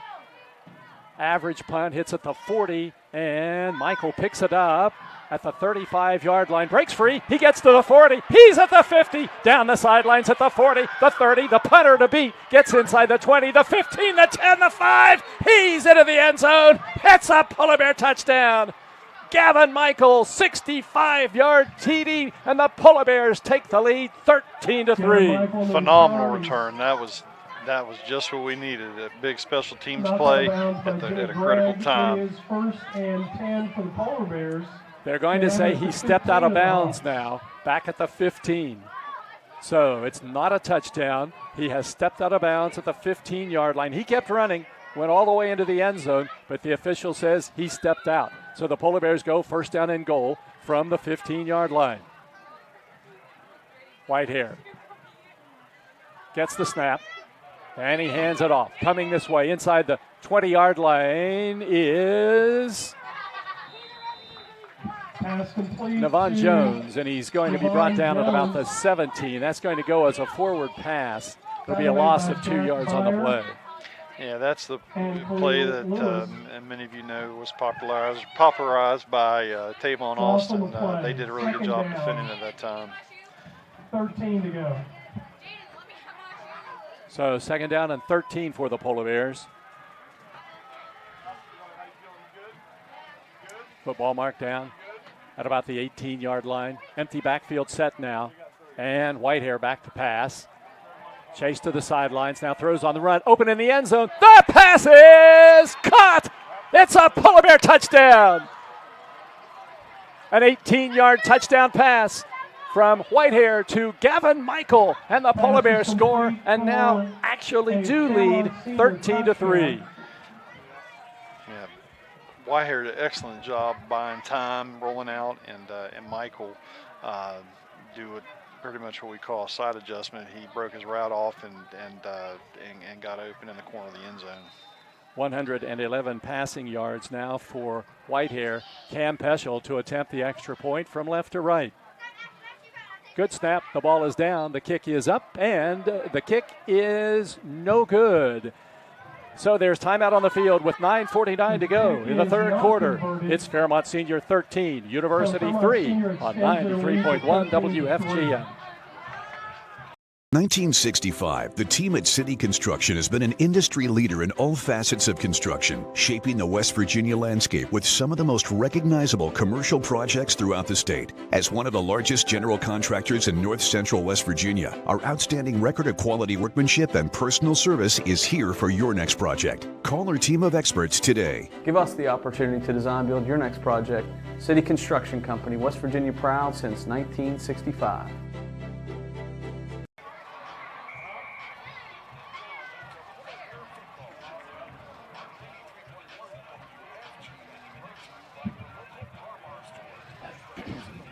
Deep for the Hawks, Kylan Blunt and the Polar Bears score the touchdown and now have Cam Peschel in to kick off.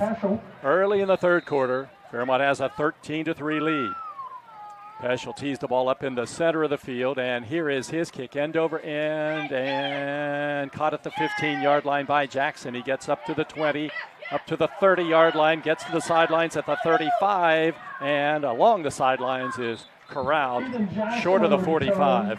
And it'll be 1st and 10 Hawks in really good field position to start their second drive of the second half. Tackle made by Taryn Boda and Jason Walker.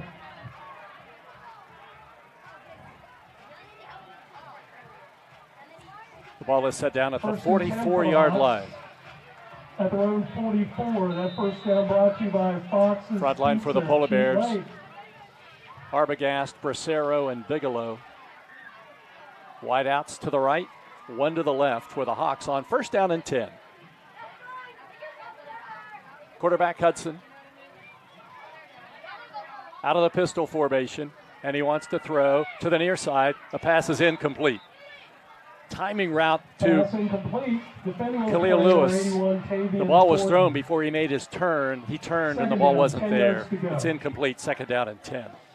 Yeah, it looked like for a brief moment that Hudson wanted to go to Lewis there in the flat, and Boda did a good job of picking him up out of the backfield, and then there was nowhere to go. Second down and 10.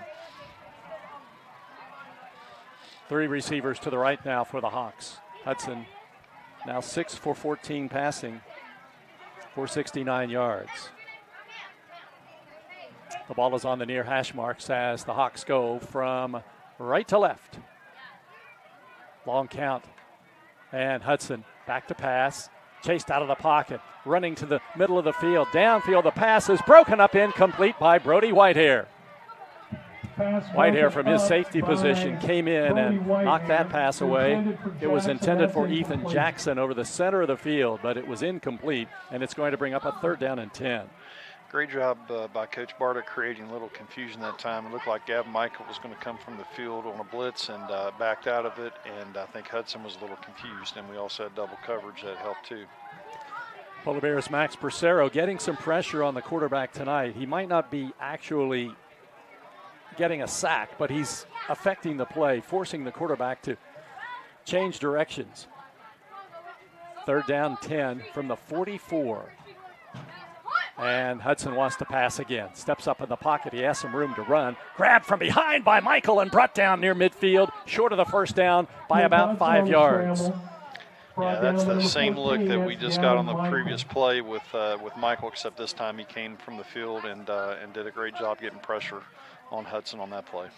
It'll be a 7-yard gain, but not enough for the first down. It's fourth down and 3. They have the punter in the game. Fourth down, 3.5 to go. John Kelly's old school. A lot of coaches these days would go for it there. Punt is away. Stephen Gregg's punt hits at the 15, and Michael lets it roll towards the goal line, and now picks it up at the goal line, and he's going to be close to a safety. I don't know what Gavin was doing there at the goal line, picking the ball up, and it's...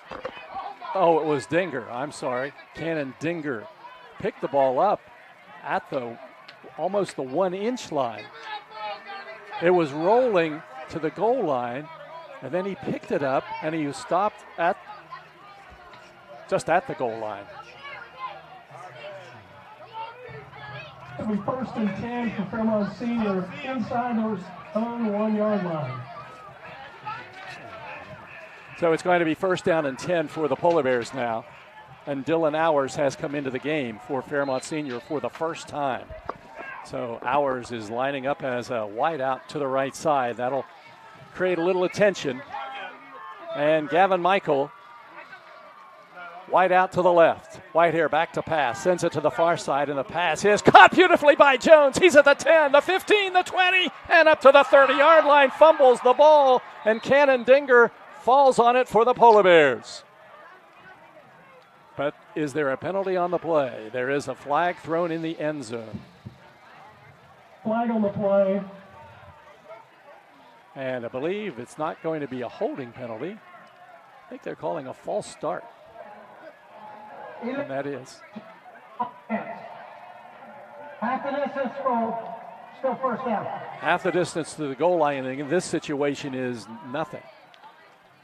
And it's going to be second down or first down and 10. They'll just essentially run the play again because the ball is as close to the goal line as you can get. Yeah. So Dylan Hours has checked into the game for Fairmont. He's playing with his shoulder braced and was in regular clothes in the first half. He's in the game now. First down 10, Polar Bears leading University 13-3, but with the ball deep in its own territory. Whitehair to pass.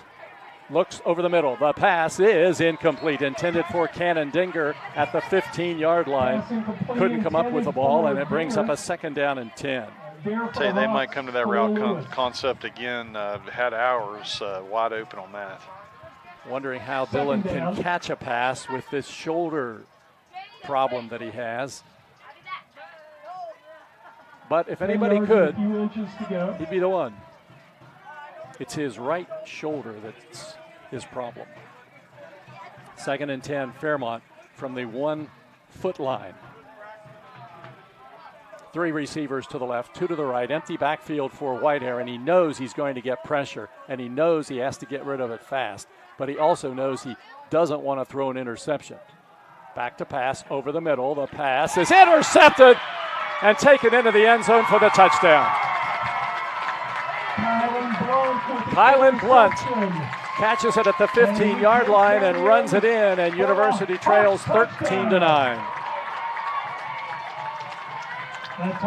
Blunt kind of baited Brody into that throw.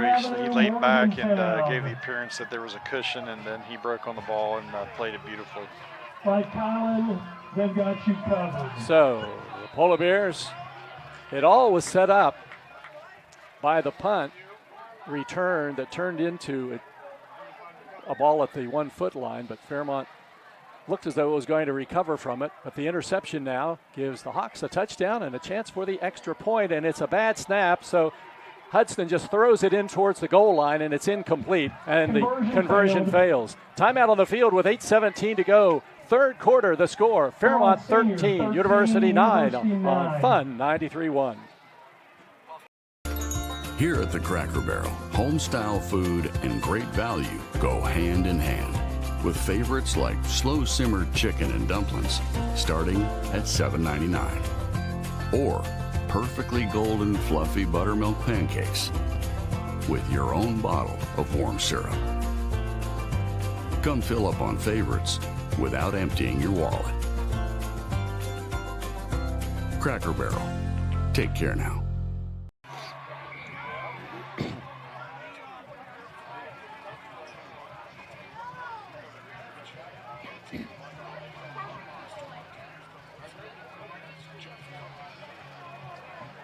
For a game that had very little going on in the first half, the first 4 minutes of the second half seen a lot of action. 2 touchdowns,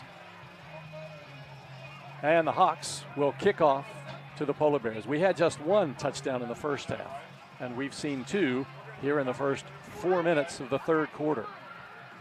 And these kind of games, Jeff, these games usually come down to 4 or 5 big plays, and obviously that was one of them there. We've got to find a way to come back with one ourselves. Coleman ready to kick off for University. Damani Johnson back deep. He's at the 10-yard line. Coleman doesn't typically kick it deep.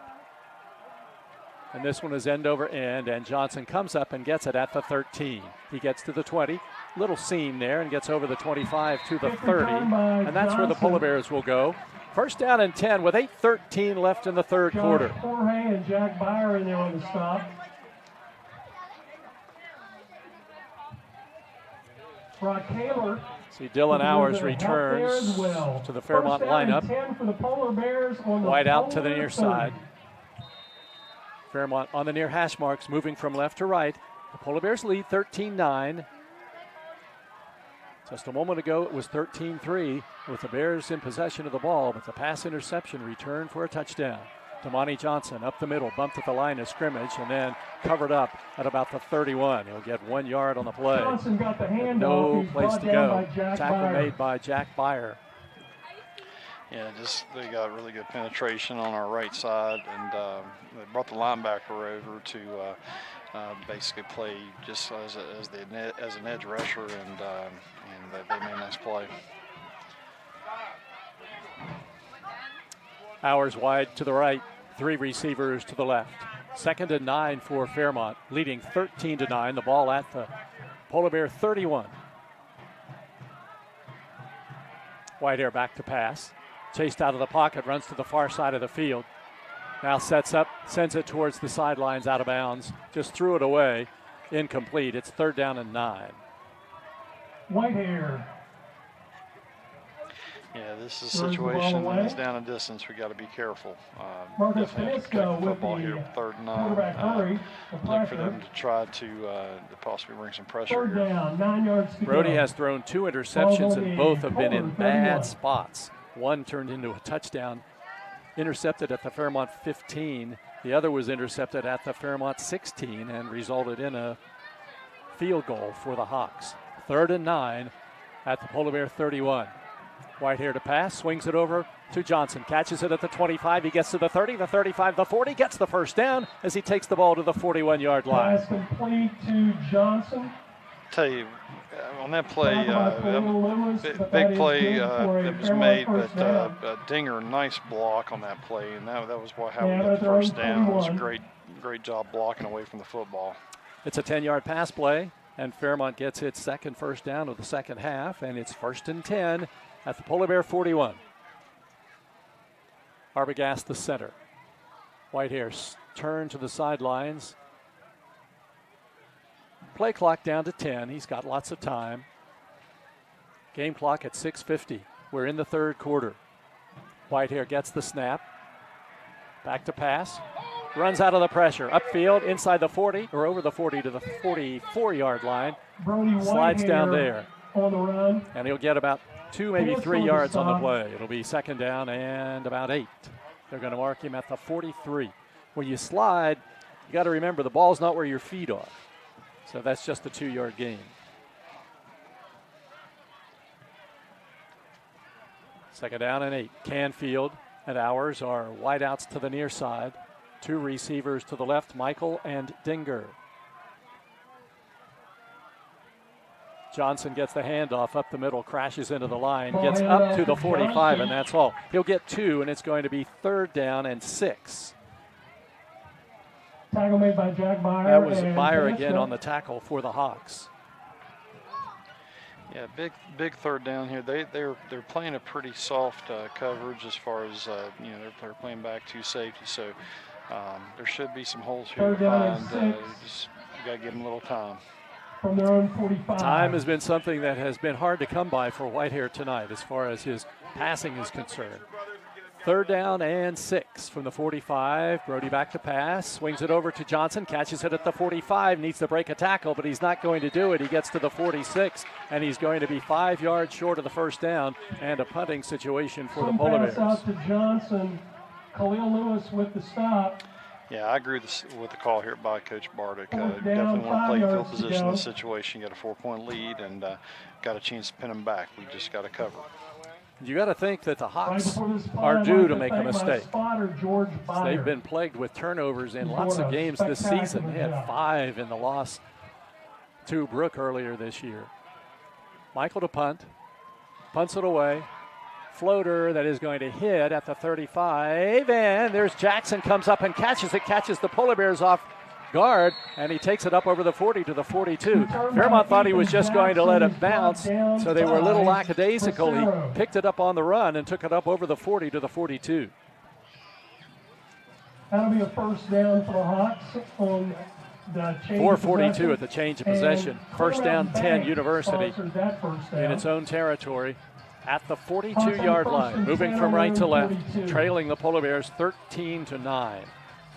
Yeah, this first down is really critical. We've got to put them in a situation they don't want to be in, and that's right here on first down. We've got to get a good stop here.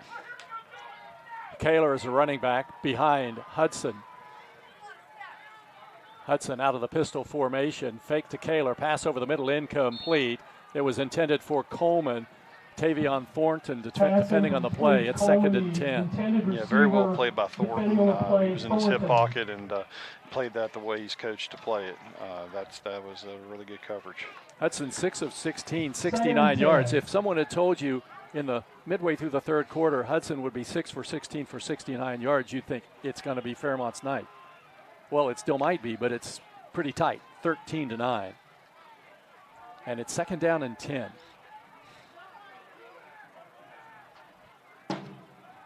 This time he has Malik Lewis behind him. He's the 300-pound running back. Hudson gets the snap, to pass. Near side pass caught at the 50-yard line by Kaler, taken inside the 40 and thrown out of bounds. Big first down for the Hawks on a big pass play. They're going to mark him out of bounds inside the 30 at the 27. Number 30. Yeah, Hudson made a good read on that play to Kaler and got him out in the flat and made a nice play. That's a 31-yard pass play. Polar 28. And that gives quarterback Hudson 100 yards passing tonight. That's their biggest play of the night.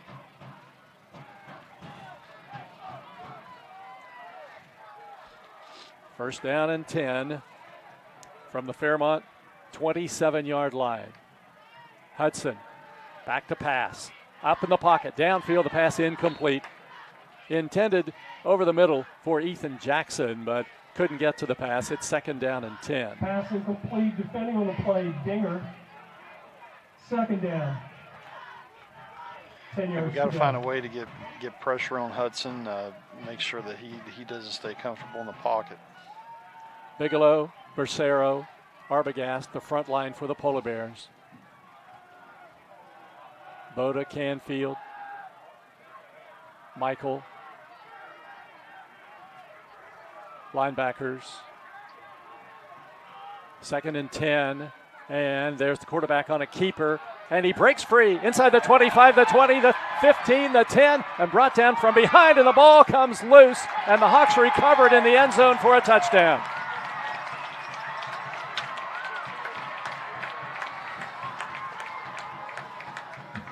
John Coleman recovers the ball in the end zone for the touchdown after the run by Hudson took the ball down inside the 5, and the Hawks have scored and now lead it 15-13. Yeah, they got lucky on that play. Their luck turned their way that play. That touchdown brought to us by Clear Mountain Bank, the clear choice, Clear Mountain Bank. Extra point attempt by Coleman now with the Hawks up by 2. First time they've led in this game. He's a left-footed kicker. Ball down, the kick up, and the kick is good. Timeout on the field with 4:16 to go in the third quarter from University High School. The score, the University Hawks 16, the Fairmont Polar Bears 13 on Fun 93.1.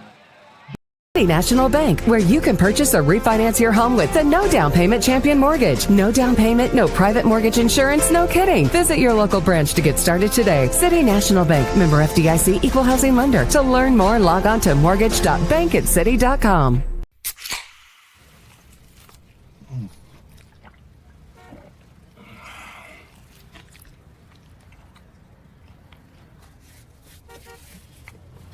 Sandwiches, better with Pepsi.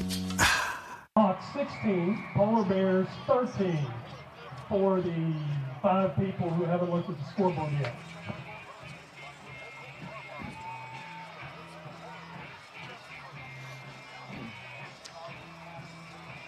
Four minutes and 16 seconds to go in the third quarter from University High School, and the Hawks have taken the lead 16-13 after the Polar Bears had a 13-3 lead, forced the Hawks to punt. From that point on, it's been all University. And Coleman will be kicking off from the 40-yard line in the center of the field. Damani Johnson ready to return for the Polar Bears.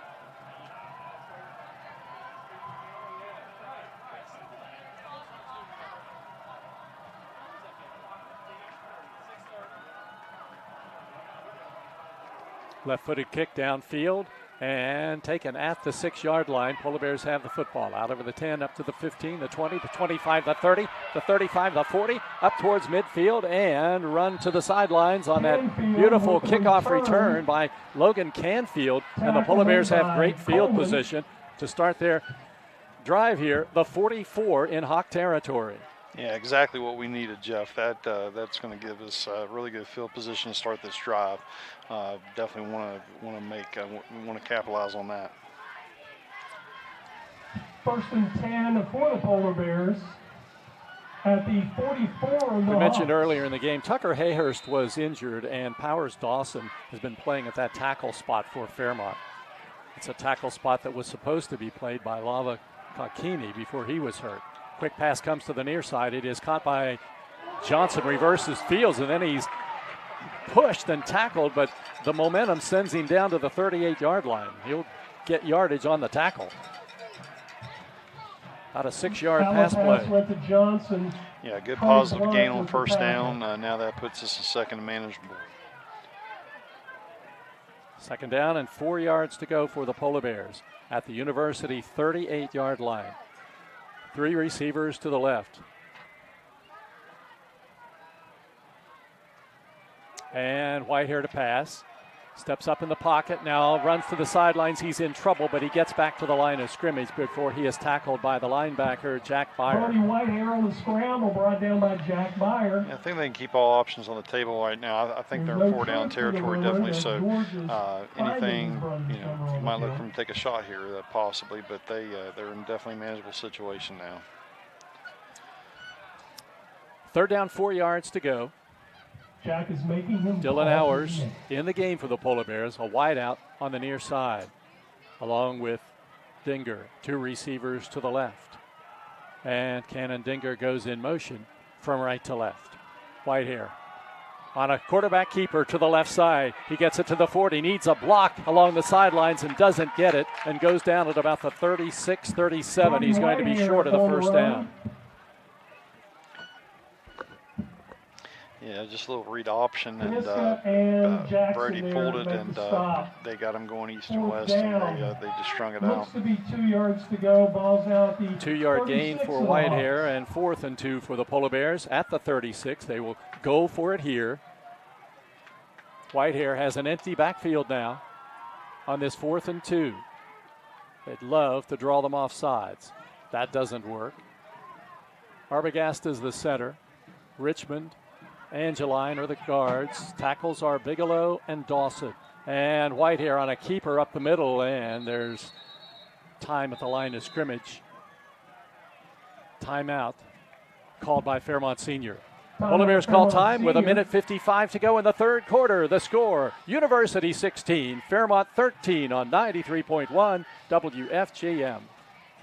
1965, the team at City Construction has been an industry leader in all facets of construction, shaping the West Virginia landscape with some of the most recognizable commercial projects throughout the state. As one of the largest general contractors in north central West Virginia, our outstanding record of quality workmanship and personal service is here for your next project. Call our team of experts today. Give us the opportunity to design build your next project.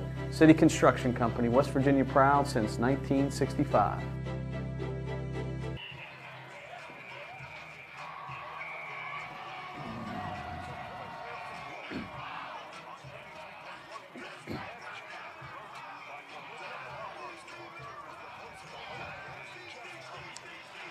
That was a really good timeout for the Polar Bears because the play that they ran was not going to get the first down on this 4th and 2.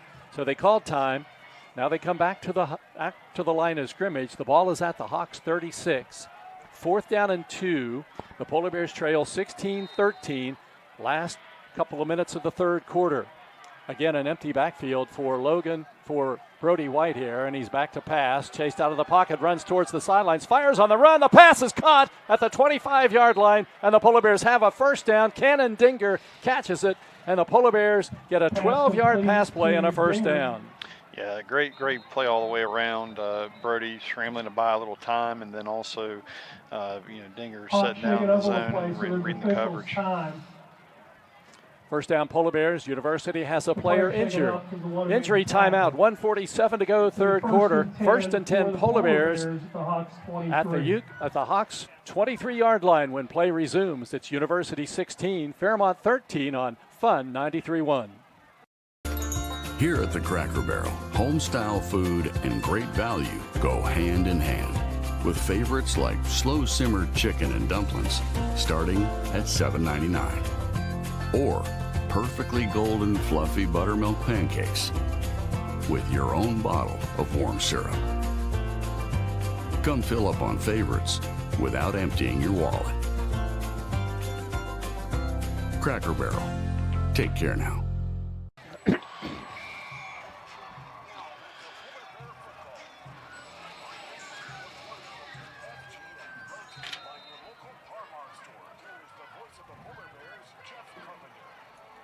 First down and 10 for Fairmont at the University 23. The Polar Bears trail 16-13, 1:47 to go in the third quarter. Whitehair gives it off to Johnson, skirts to the outside. He's inside the 20, runs inside the 20 down close to the 15-yard line. He steps out of bounds. They'll call him out of bounds at the 14. Yeah, they run the power play that time. It was a little play where Bracero was in the H-back and he was pulling with the guard. Good read by Johnson. He didn't have anything off tackle when he bounced it. Second down and 1 for Fairmont. It's at the University 14. 2 wideouts to the right, 1 to the left. Bracero, a blocking back in the backfield now. Behind quarterback Whitehair is Damani Johnson. Second and 1. Johnson gets a handoff off the left side. He's inside the 10, the 5. He's into the end zone. It's a Polar Bear touchdown. Jeff, that play was executed perfectly. It was the play they ran, the power play. That time they ran it inside, and it was executed to perfection. That is the way you run that play. So Damani Johnson scores. It's a 14-yard run, and the Polar Bears have retaken the lead. It's 19-16, and now the extra point by Cam Peschel. He missed his last attempt. Logan Canfield to hold. Trevor Bigelow to snap. Ball on the tee. The kick is up, and the kick is good. And there's timeout on the field with 1:35 to go in the third quarter. The score, Fairmont Senior 20, University 16 on Fun 93.1. City National Bank, where you can purchase or refinance your home with the no down payment champion mortgage. No down payment, no private mortgage insurance, no kidding. Visit your local branch to get started today. City National Bank, member FDIC, equal housing lender. To learn more, log on to mortgage.bankatscity.com.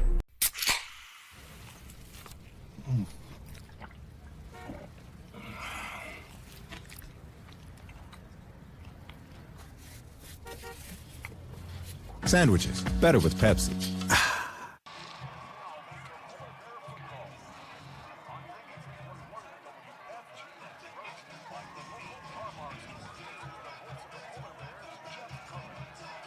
Fairmont Senior answers quickly, and University is now trailing again. It's 20-16, and Fairmont will kick off to the Hawks from left to right. Yeah, Jeff, I want to go back to that play, or those last 2 plays. Johnson just showed a lot of awareness on those last 2 plays. That the first play, he knew to bounce it. The second play, he knew to turn it up inside. He just really good job of reading it and very well blocked all the way around. Blunt and Jackson back to return the kick from Peschel. And here it is, end over end, but short, and it is going to bounce at the 21-yard line. It's picked up by Blunt, runs to the sidelines, short of the 30, and he's going to be out of bounds. So the Hawks will start at their own 29-yard line with 1:31 to go in the third quarter, and Fairmont leading.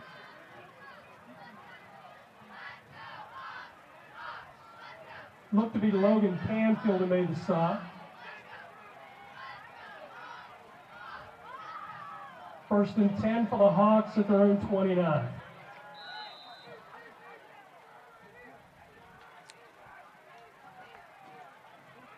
Fairmont leading 20-16. The Hawks have the ball, first down and 10 in their own territory.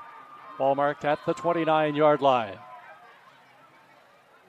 Luke Hudson out of the pistol formation now. He's back to pass. Has time, steps up in the pocket, now hit as he delivers downfield, and the pass is almost intercepted by Dinger. It was intended for Jackson at the 40, and if Dinger gets that one, the Polar Bears are in business, but it's incomplete, second and 10. Yeah, Jeff, I really like how Coach Bardick's mixing it up tonight between 3-man and 4-man fronts. Usually he does a lot of heavy 3-man fronts, what he shows, but I think they've been giving them some different looks, especially the second half. Fairmont's opponent next week, North Marion, leading Lincoln 35-10 in the fourth quarter now, so that one's just about over.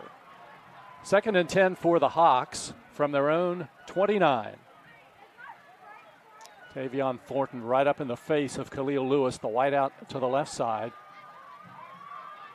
And Hudson back to pass again, going downfield long, and the pass is over the intended receiver's head, and now a late flag is thrown.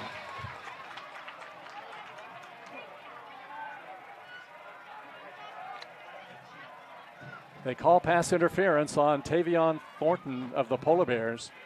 That was a late flag called from the university sidelines. The official on the sidelines, I mean. Yeah, it looked like he was running stride for stride with him. It looked like it was really good coverage from what I could see. Maybe it was before, when it started off early in the route, but it looked like it was really good coverage. So that gives the Hawks a first down, and it moves the chains, and the ball comes up to the 44. 15-yard penalty against the Polar Bears. Penalties haven't been that much of a factor tonight, but that one's a big one. So first down, 10 yards to go. The Hawks have the ball on the far hash marks, moving from right to left. Polar Bears dig in along the front line on this 1st and 10 play.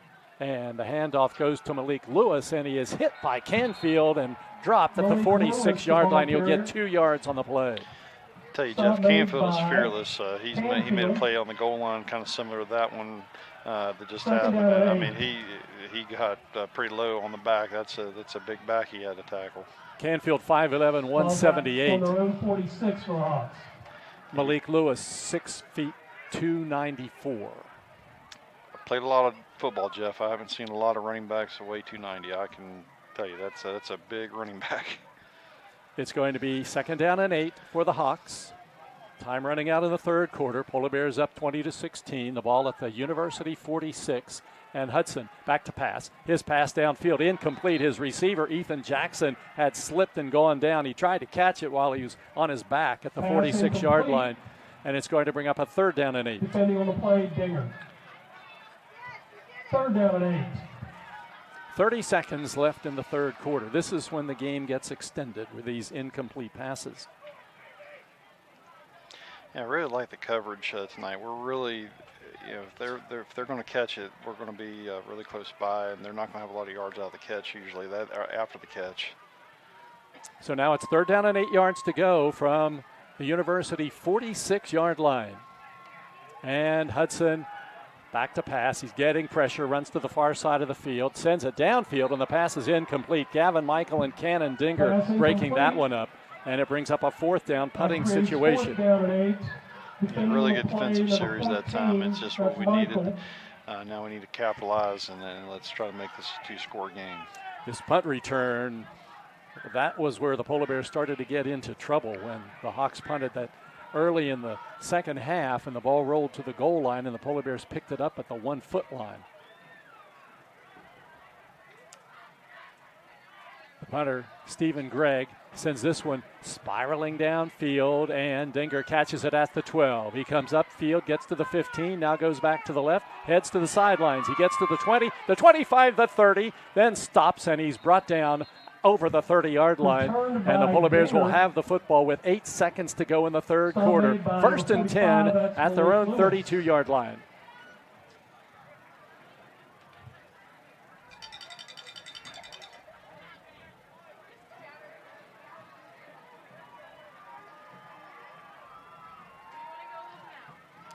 So Fairmont Senior with the football at its 32. Dylan Hours has played in the game on offense as a receiver tonight, but didn't come out until the third quarter. 1st down and 10. Johnson stands behind Whitehair, gets the handoff, breaks it to the outside, looking for the corner, and he's going to be run down before he gets there, and then is brought down behind the line of scrimmage back at the 30, and that's the end of the third quarter. After 3 quarters from University High School, the score, the Fairmont Polar Bears 20, University 16. Fourth quarter coming up next on Fun 93.1. General Stores has been serving West Virginia communities for almost 5 decades. We are so grateful to be a small part of your lives, and we want to recognize the integral part of our operation, the LG family. You keep us going. Thank you. An injury at any age can be a game changer. But with walk-in clinics Monday through Saturday, the Marshall Sports Medicine Institute is ready to get you off the bench and back in the game. Marshall Sports Medicine Institute takes care of the herd. Let us take care of you.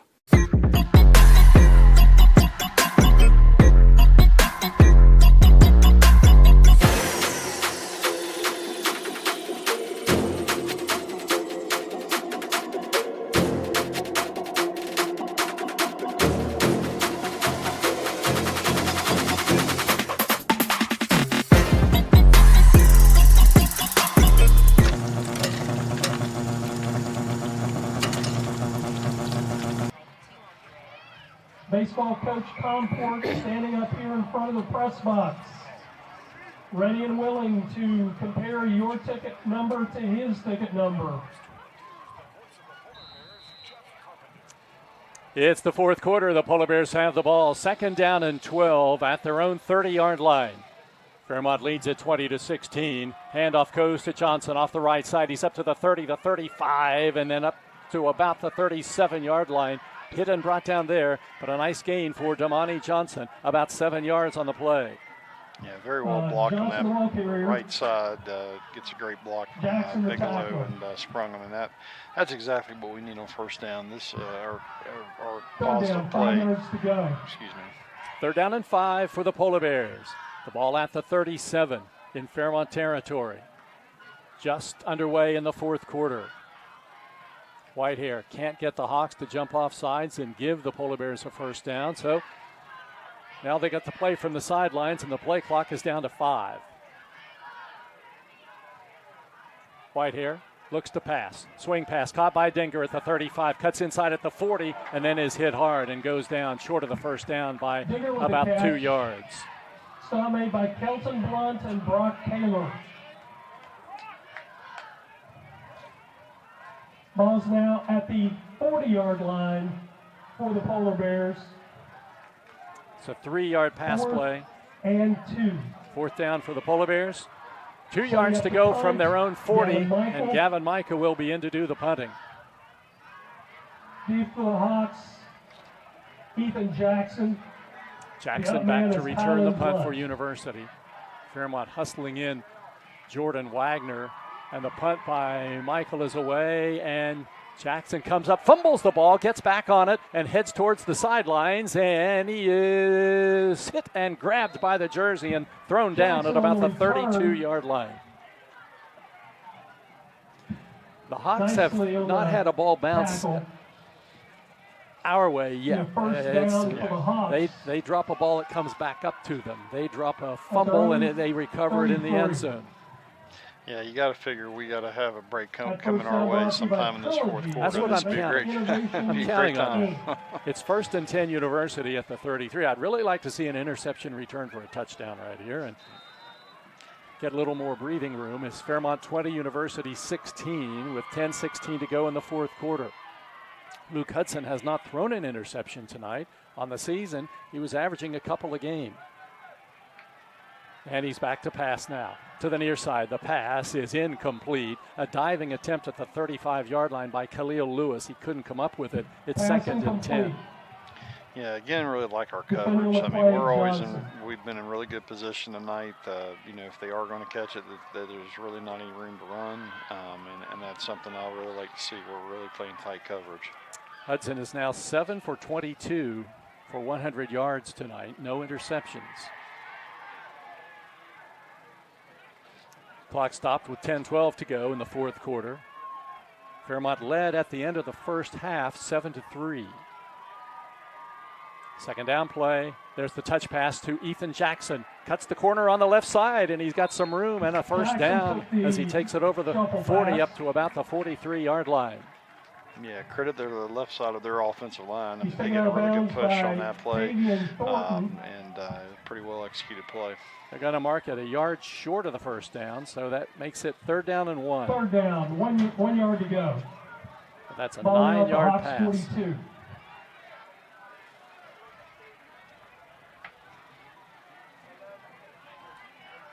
Third down and 1. Remember, the Polar Bears had 2 goal line stands in this game tonight. Hawks have their quarterback Hudson in the pistol formation. They need just a yard. Kaler gets the handoff. Kaler is hit at the line of scrimmage and then surges forward and gets the first down up to the 44. Looked like he might have been stopped short initially. Yeah, looked at the point of attack. We were in good position, but credit to Kaler. He got a really good push, his second effort.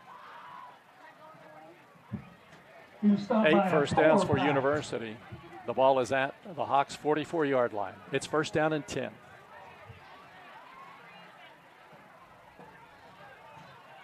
Brody Whitehair in at the safety spot for the Polar Bears.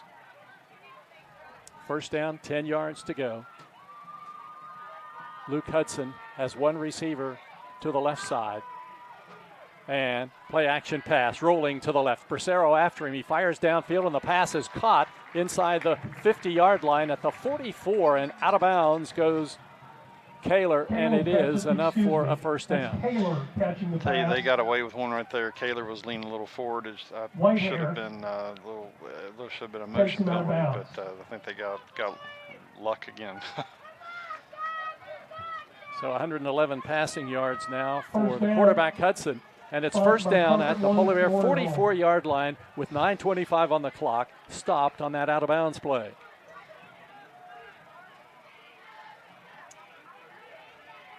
Hudson on a first down 10. Hands it off to Malik Lewis off the left side, and Lewis is tripped up by Dakota Nisley, but he takes it inside the 40, down to about the 37-yard line. He's going to get about 7 yards. Tripped him up. Ball's now at second down and 3 for the Hawks now. Of the Polar Bears. At the Polar Bear 37-yard line. Second and 3. Fairmont Senior 20, University 16. Second down and short. We'll see how the Hawks decide to go here. They have Kaler and Malik Lewis in the backfield. There's the handoff to Lewis. Big hole off the left side. He gets it inside the 30 and is tripped up there Lewis carried the ball by Dakota Nisley, and he'll have a first down at the 26-yard line. That is good for a Hawks we've got to find a way to cancel out some gaps and get a little more penetration here, because they're trying to lean on that run game. They're going a little bigger personnel with the 2 big backs, so we've got to find a way to stay in our gaps. First down 10, University. At the Fairmont 25-yard line, it is now time for the Polar Bears to dig in and complete this bend, don't break defensive set. Here is Hudson back to pass. Downfield long. The pass is caught in the end zone for the University touchdown.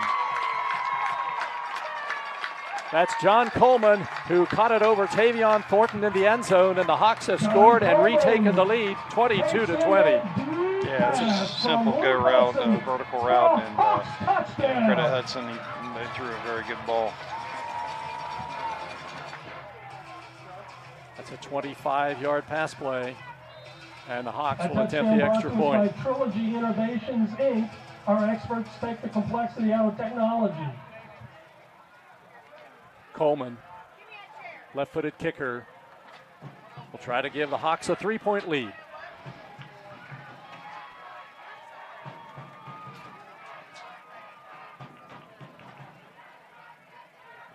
Good snap. The ball down, the kick is up, and the kick is good. And there's timeout on the field. 8:02 to go in the fourth quarter. The Hawks have the lead again. It's University 23, Fairmont 20 on Fun 93.1. 1965, the team at City Construction has been an industry leader in all facets of construction, shaping the West Virginia landscape with some of the most recognizable commercial projects throughout the state. As one of the largest general contractors in north central West Virginia, our outstanding record of quality workmanship and personal service is here for your next project. Call our team of experts today. Give us the opportunity to design build your next project. City Construction Company, West Virginia proud since 1965.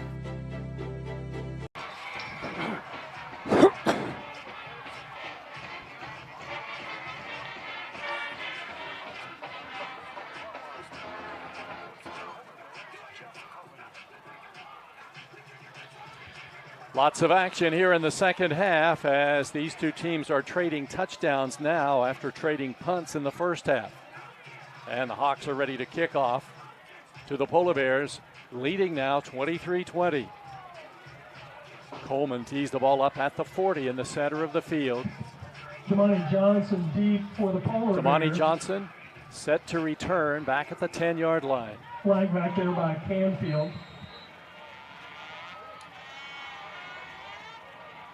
Coleman to kick off.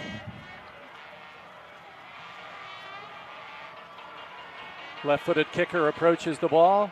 Little short end-over-end kick, and it is caught at the 35-yard line. The Polar Bears, Taryn Boda has it and goes down at about the 37. So it'll be Fairmont football at its own 37-yard line. 7:59 to go in the fourth quarter. And University leading 23-20. We first and 10 for the Polar Bears on the 37. Gavin Michael is a wide out to the near side along with Dinger and Canfield. Dylan Hours a wide out to the right. First and 10 for Fairmont. Whitehair has Johnson behind him. Now he's back to pass. Forced out of the pocket. Now dumps it downfield, throws it out of bounds in the area of Canfield. And it's incomplete. Whitehair. Second down and 10. Polar Bears can't find a receiver open. Yeah, again, it comes down to, the dropping the 7. They're trying to get the pressure, which they are with the 4. And having 7 drop, it again, decreases the windows you have to throw the football. Second down and 10 for Fairmont Senior at its own 37-yard line. Now the Polar Bears go with the empty backfield. 5 receivers out. And Whitehair back to pass.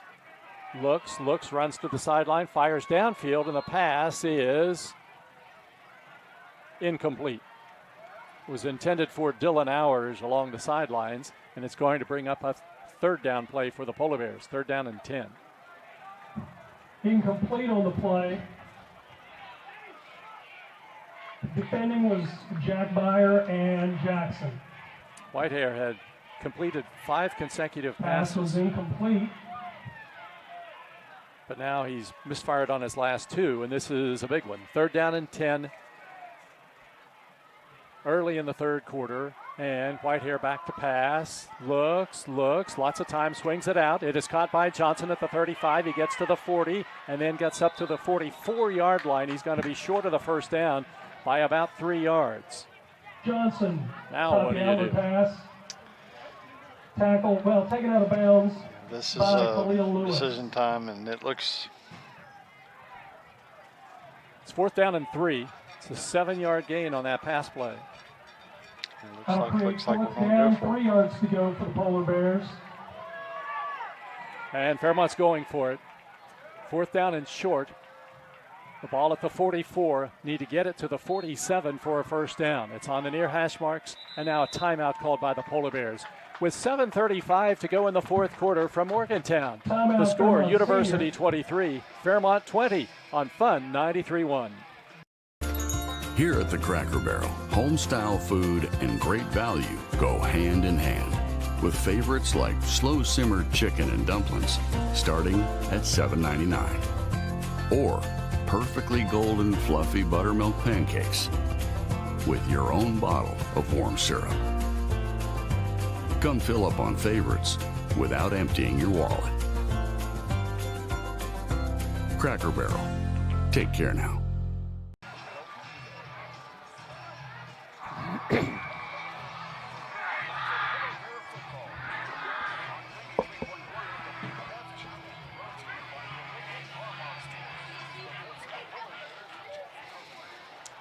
Chess match here in Morgantown. The Polar Bears are trailing 23-20, have the football at their own 44, fourth down and 3. They need to get it to the 47. The ball set down at the 44. And the Polar Bears lining up to go for it. 3 receivers to the right side. Now Dylan Hours coming in, signaling to Max Bracero. Bracero was an extra player in the game. Bracero goes out. Fourth down play. Whitehair back to pass. Lofting it downfield for Gavin Michael. And Michael catches it. Takes it away from the defender at the 28-yard line. First down, Polar Bears. What an effort. What an effort by Gavin Michael to come up with that play. That ball was up in the air, and he went over 2 defenders to get it. It didn't look like Gavin had even a chance for it because he was behind the defender who had the better inside position for it, but he just took it away from him. And the Bears have it first and 10 at the Hawks' 29-yard line. Here's Whitehair giving it to Johnson, and Johnson slips through the line and gets down about to the 27. A yard or 2, but not much more. And it's going to bring up a second and long for the Polar Bears, giving him a gain of 1, make it 2nd and 9. Tackle made by Ryder Hastings, and Taylor. Second down and 9. The ball at the 28. 7 minutes to go. Polar Bears down by 3. Whitehair back to pass. Steps up in the pocket, takes it down to the 24-yard line, and is tackled there. He'll get about 4 yards, and it'll bring up a third down and about 5. Scramble. Yeah, pretty well covered by University, and Brady made a good decision to just get what he can get. So we got a third down and manageable. Now we got to make third this. down. Bracero checks into the Polar Bear 5 lineup yards now. to go. Ball's at the Hawks 24. Fairmont sends 2 receivers to the right. Bracero will be a blocker in the backfield. Johnson stands behind Whitehair. At the 24, 3rd and 5 for the Polar Bears, trailing 23-20 with 6:20 on a turning clock in the 4th quarter. Whitehair gets a high snap, has trouble getting it to Johnson, tries to get outside, and he can't do it. He's dropped for a loss back at the 29-yard line. That was all set up by the bad snap, and Whitehair had to reach way up to get it and threw the timing of the play off. Yeah, we were trying to run the power play, and they got us going a little bit east and west. And like you said, the bad snap kind of threw us off a little bit with the timing. So now it's 4th down and 10 for the Polar Bears. There's no question about going for it here. You're in Hawks territory at the 30. Need to get it just inside the 20 for a first down. 4th down 10. 2 receivers to the right, 2 to the left. Whitehair back to pass. Rolling to the far side. Decides to run. That's going to be a problem. He's knocked out of bounds at the 25-yard line. Whitehair. Normally a good decision, but when it's 4th and 10, that one had no chance. And the Polar Bears turn it over on downs at the University 25. Yeah, we got to expect them that they're going to try to burn some clock and try to run the ball here. So we're going to have to find a way to get a stop here, especially here on first down. Clearly that's a first down for us. That first down brought to you by Fox's Pizza. 5:32 at the change of possession. Still plenty of time, but you got to stop them. And the Hawks go first down and 10 at their own 25-yard line. University has not turned the ball over tonight. Hudson gives it to Malik Lewis off the left side. Upended beautifully by Dylan Hours, who's come into the game to play defensively. A gain of 2, 2nd and 8. Yeah, that's big having Hours out there in this situation because they're definitely going to be trying to run the football. Second down.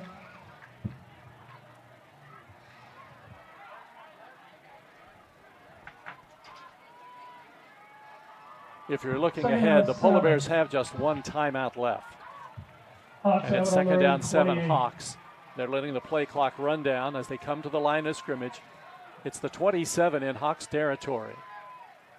Luke Hudson, the quarterback, is in the pistol. Ethan Jackson gets the shovel pass off to the left side, and Jackson corralled from behind by Gavin Michael, and he goes down for no gain on the play. Jackson taking the ball. If we can get a stop here, we'll still be down by in really Michael. good shape with the time. It's going to be 3rd down and 7 for University now at its own 28-yard line. 3rd down and 7. Play clock at 15, and the Hawks trying to milk it as far as they can, holding a 23-20 lead over the Polar Bears. Down to 1 second, and they didn't get the play off, and I don't know if they called timeout. Now the flag is thrown. And it is a penalty against University. Surprised there, they didn't just run it down and call a timeout. They have all 3 timeouts left. Yeah, the University crowd's not real happy with that. So now it's 3rd down and 12.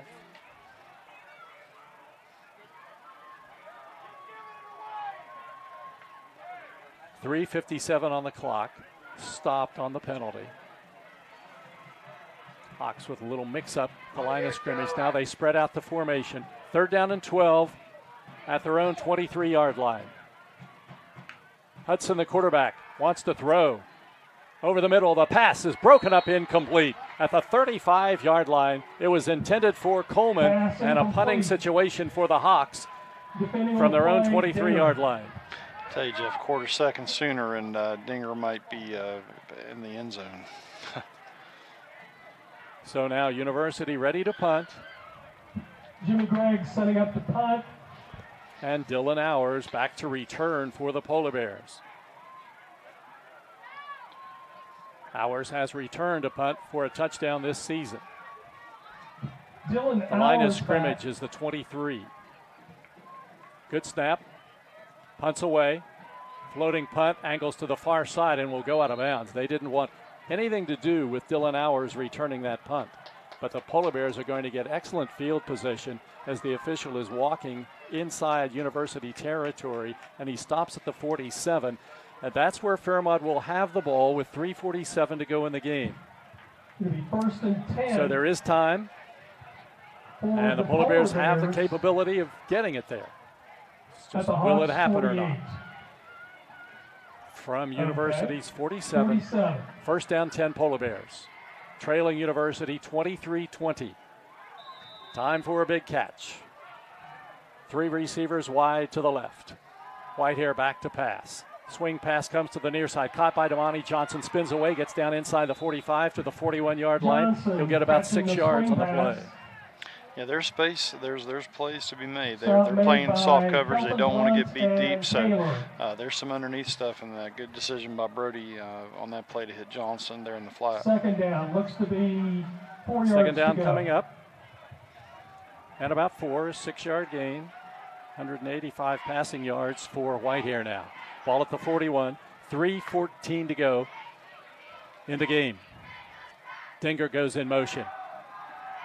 And here's the option to Dinger, and it's a bad pitch, and it heads towards the sideline and goes out of bounds. And the Polar Bears are in trouble now because that's making it third down and long.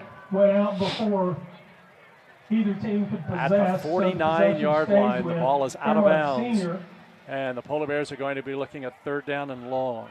Fairmont, I don't know that the Polar Bears have run a good option play this season. It's not their strength. Third down and 12. A lot of it is so much on the pitch relationship with the quarterback and the back. Now it's an empty backfield, and it's third down and 12. Of course, 4 down territory here with 3:02 to go. Whitehair back to pass, runs up in the pocket and is trapped and brought down at the 49-yard line. No gain on the play, and this is the game coming up now for the Polar Bears. It'll be 4th down and 12. 4th down, still 12 to go. The last time the Polar Bears had it on 4th down, they threw it to Gavin Michael, and he took it away from the defender. Let's see what they decide to do here, because they've got to get the first down, or the game will be over. It's so critical that everybody gets to the first down marker. Whitehair back to pass. Sets up, fires downfield. The pass is caught at the 35. It's a Polar Bear first down. That is Dylan Hours who makes the catch, and the ball is in University territory now at the 34. It's a 15-yard pass play. Huge play. That very well needed.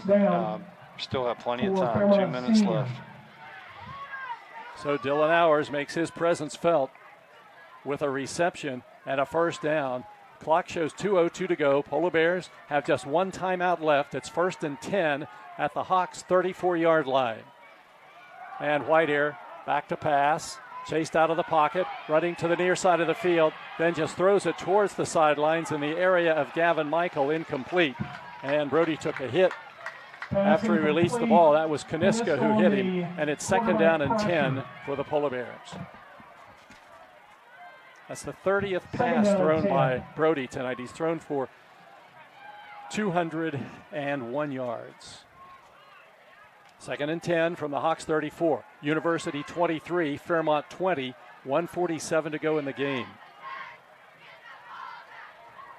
2 receivers to the left, 2 to the right.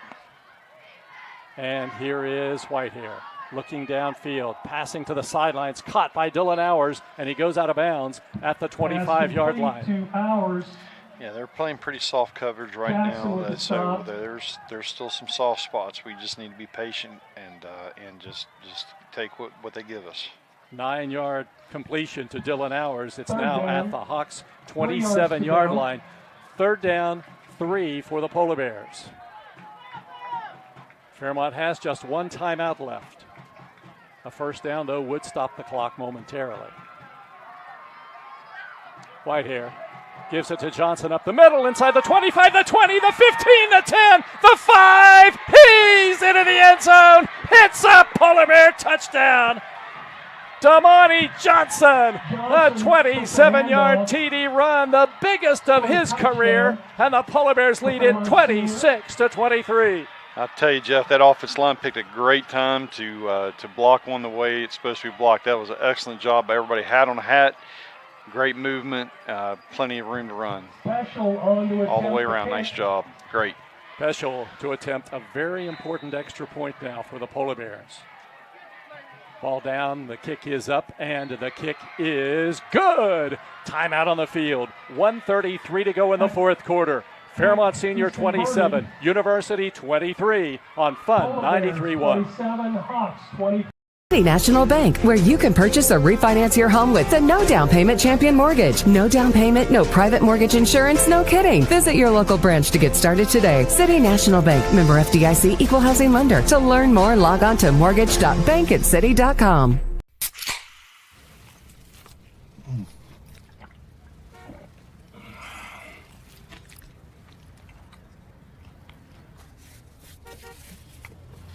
Sandwiches, better with Pepsi.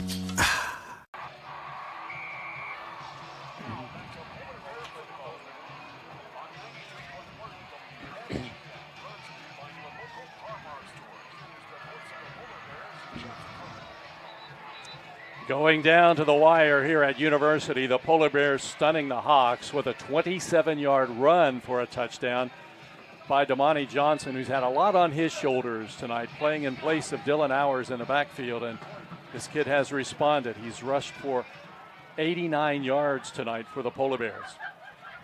Now Cam Peschel will kick off. 1:33 to go in the game. The Hawks, though, have all three of their timeouts left. And remember, they've got a very potent passing game and very athletic receivers. Here is Peschel's kick. End over end, and Blunt gets it at the 9. Gets up to the 15, the 20. Tripped up and brought down short of the 30-yard line. Bracero finished him off at the 29, and that's where the Hawks go. First down and 10 with 1:28 to go in the game. Yeah, Jeff, we talked about how that kick coverage team is going to come up big at a critical moment in a close game, and there you go. That's what we need right there. That was a very good covered kick. So the Hawks with 3 timeouts and a minute 28 to go. That makes that minute 28 a lot longer when you have 3 timeouts to go. And the ball at the 29-yard line in their own territory. Polar Bears playing a little more of a prevent style defense right now. Hudson back to pass, but getting pressure near side. The pass is caught, a diving catch, but it doesn't stop the clock. It's not a first down. Lewis catches it for a gain of about 5 yards on the play. Yeah, very important to keep everything in front of us. Do not let anybody deep. Second down and 5. Hudson back to pass. Bigelow pressuring him. Going downfield. The pass is broken up by Dylan Hours. With his good arm, he reached up and slapped the ball into the turf. Yeah, big play by Hours, and he was getting pressure that time. Bigelow closing in on him. So we've got 3 that are rushing, and if we can get pressure with those guys, that's 8 dropping in coverage. That's huge. 11 of 28 for Hudson tonight, 117 yards. Now it's third down and 5 for the Hawks. They've got to get a first down. They're battling 2 things here. They're down by 4. They have a minute 3 to go, and it's third down and 5. Hudson in the shotgun, empty backfield. He's back to pass, getting pressure, runs to the far side of the field. Now he sends it to the near side, and the pass is almost intercepted, but it's incomplete. That was Brody Whitehair, who almost came up with the football. And the pass falls incomplete. It's fourth down and 5 with 55 seconds to go. Tell you, Jeff, we keep getting close with the pass rush, and let's see what we do here. We got 3 that are rushing, but we might bring some pressure here at this last down.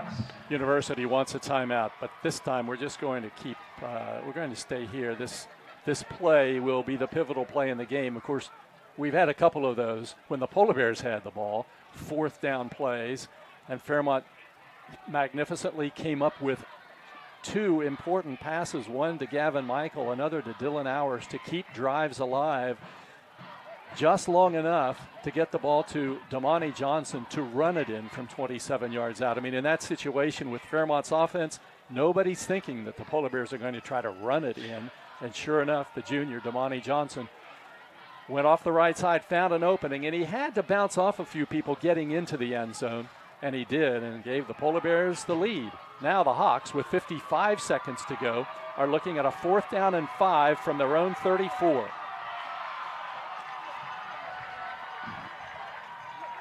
Their quarterback has an empty backfield now.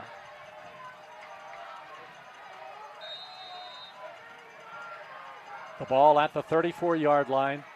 4th down and 5. The game on the line here. Luke Hudson gets the snap. Over the middle, the pass is caught by Ethan Jackson, and he breaks free. Gets to the 50, down to the 45, and is still running, and is going to be brought down at about the 41-yard line with 42 seconds to go. Timeout for the Hawks. And University calls its next to last timeout. Timeout University, 42 seconds left. It's Fairmont 27, Hawks 23 on Fun 93.1. Made the stop. That's good for a Hawks. 1965, the team at City Construction has been an industry leader in all facets of construction, shaping the West Virginia landscape with some of the most recognizable commercial projects throughout the state. As one of the largest general contractors in north central West Virginia, our outstanding record of quality workmanship and personal service is here for your next project. Call our team of experts today. Give us the opportunity to design build your next project. City Construction Company, West Virginia proud since 1965.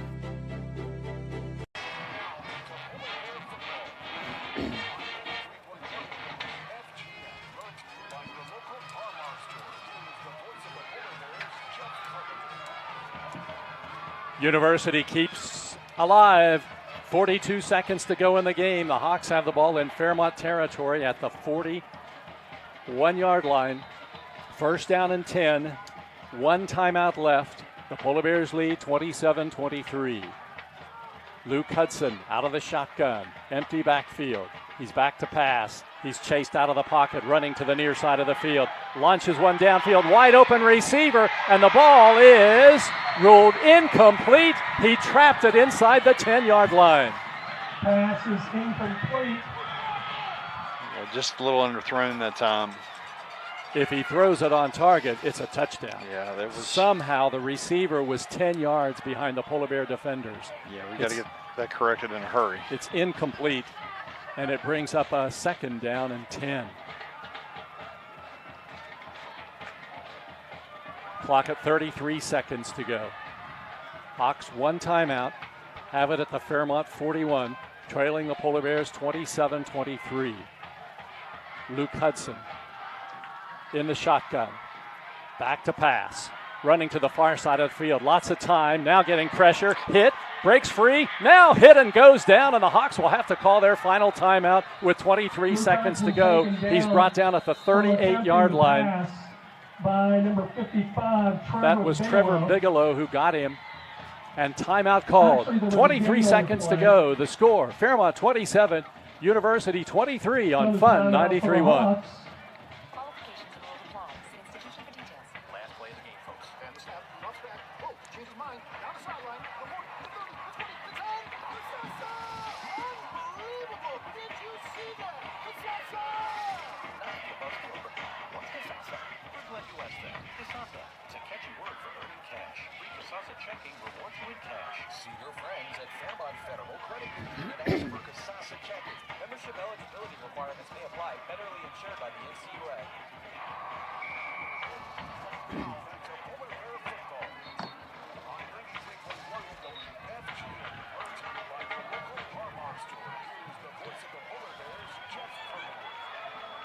So here we are, 23 seconds to go. University has the ball at the Fairmont 38-yard line, trailing 27-23, 3rd down and 7. Hudson, empty backfield.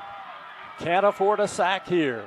They have no timeouts left. He's back to pass, chased out of the pocket to the sidelines. The pass is incomplete at the 30-yard line, brings up a 4th down play. Dylan Hours defending on the play for the Polar Bears, and it's 4th down and 7 for the Hawks with 19 seconds to go.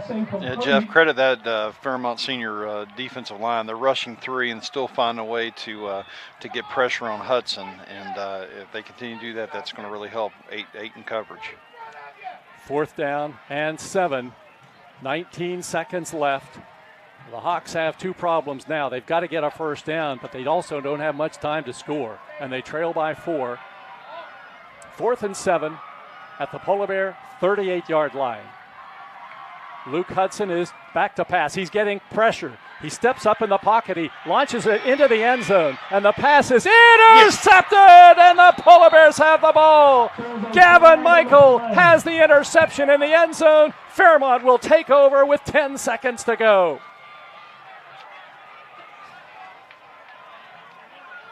And there's a flag on the play.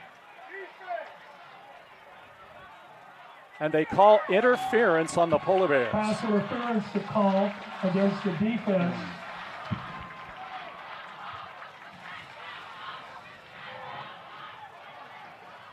So that will create a 1st down. That's going to give University a 1st down. Take the ball down inside the 25-yard line to the 23 with 10 seconds to go. So the Hawks have life. A quarterback sack here ends the game, but a touchdown would give the Hawks the lead. And now timeout called by Fairmont Senior. Timeout Polar Bears, 10 seconds to go. It's Fairmont 27, University 23 on Fun 93.1.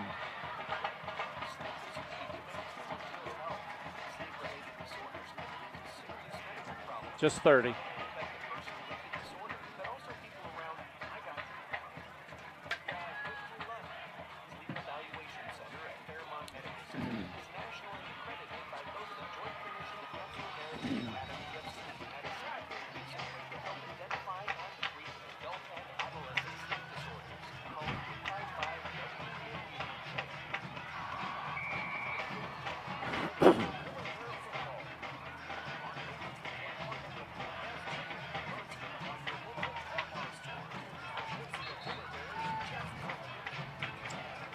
Ten seconds left. The Polar Bears clinging to a 27-23 lead. The Hawks have the ball at the Fairmont 23 with no timeouts left. The Hawks send 3 receivers to the right.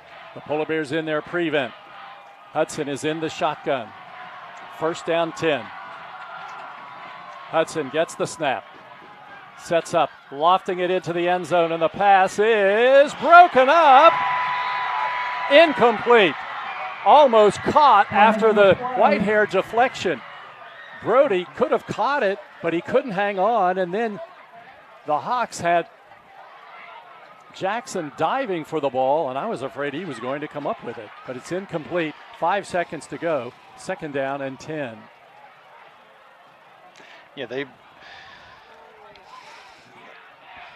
the last play, we gave them a little different look on the pass rush. We kind of overloaded one side. We're only bringing 3, but we overloaded side with Bracero and Bigelow. So trying to give them a little different look, even though we're bringing 3. We've got to get some pressure. This could be the final play of the game.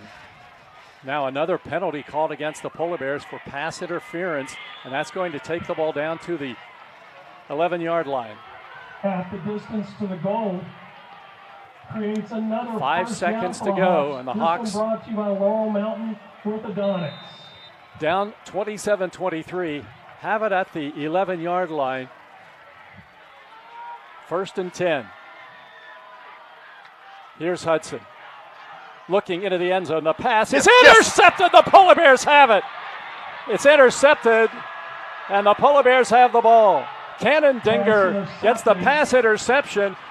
Came out of the end zone and then slid. I was afraid he was going to slide in the end zone, but I guess really wouldn't have mattered at that point. The ball game is over, and the Polar Bears have done it. Fairmont Senior hangs on. The final score from University High School. Fairmont Senior 27, University 23. Wrap up coming up next on Fun 93.1.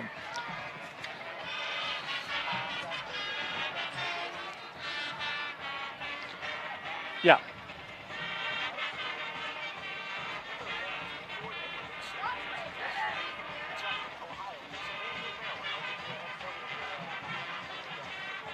Okay, thank you.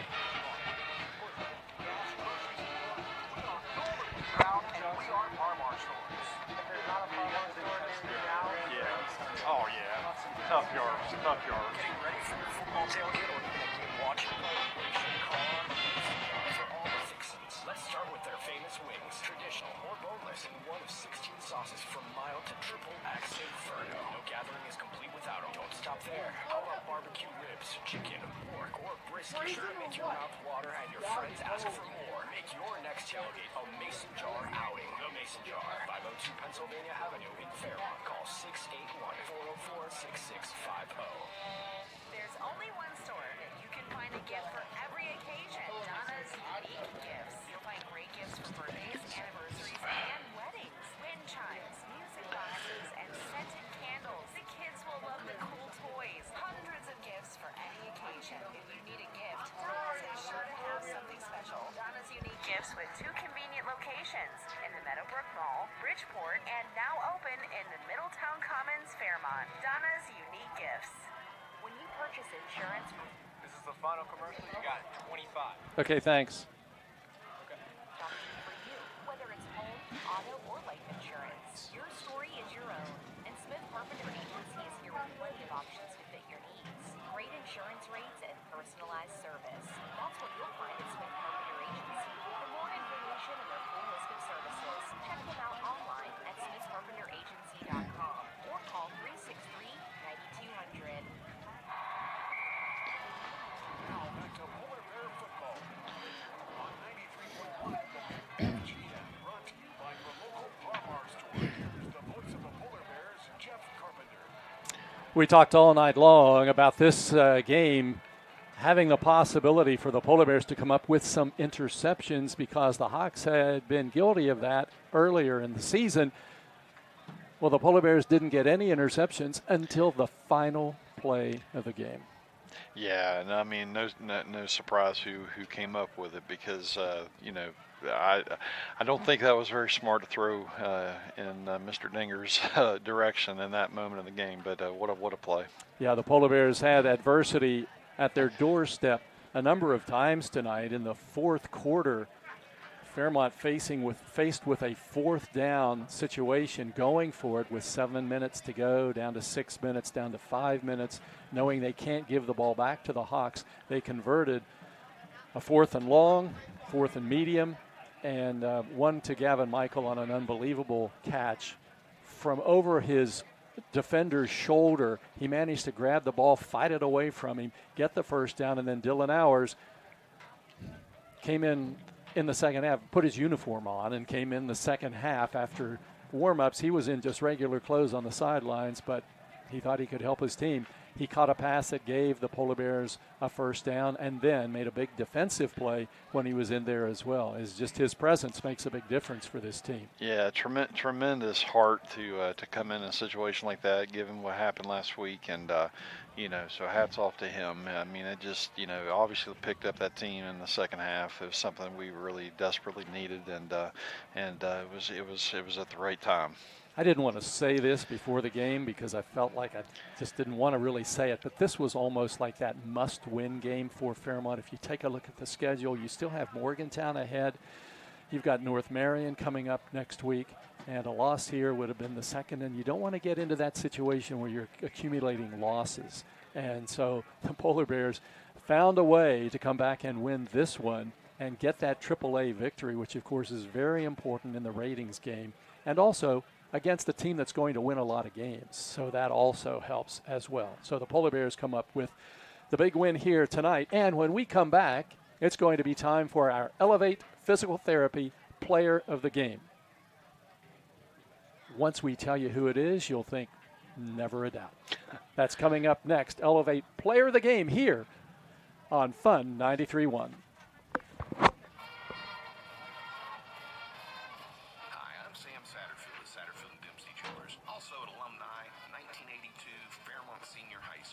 Hey, Luis. Okay, we have this We'll come back, announce the player. You'll play a spot, and then we'll come back, and then we're going to be done, okay? Okay, so you just want a 30 after this, too? Oh, we're done with our spots, right? Yeah. Yeah, okay. Yeah, let's just do 30 more and come back. Wait, so you just want to do 30 after this, too? I don't know what you're saying to me. Just run another spot after this, okay? Oh, okay. I got Stan Cammy on right now. Run one. Run one more. Okay. Today for a free quote, we're located in Whitehall behind the new First Exchange Bank. Come see us. Call us at 304-368-0800 or visit us on the web at stancamyon.com. How can we help you today? Are you looking for a pre-owned car, truck, or SUV? You don't need to look. Last one and then rejoin. Okay. Chrysler, Jeep, Ram, and Whitehall. There are over 60 models in stock, many of which start under $15,000. In addition, there are over 20 certified vehicles from manufacturers. We're currently offering a $3,000 minimum trade allowance on your next vehicle at Urs Dodge Chrysler Jeep in Whitehall. Take a test drive at Urs's new pre-owned building today. Urs Dodge Chrysler Jeep Ram in Whitehall, the name you can trust.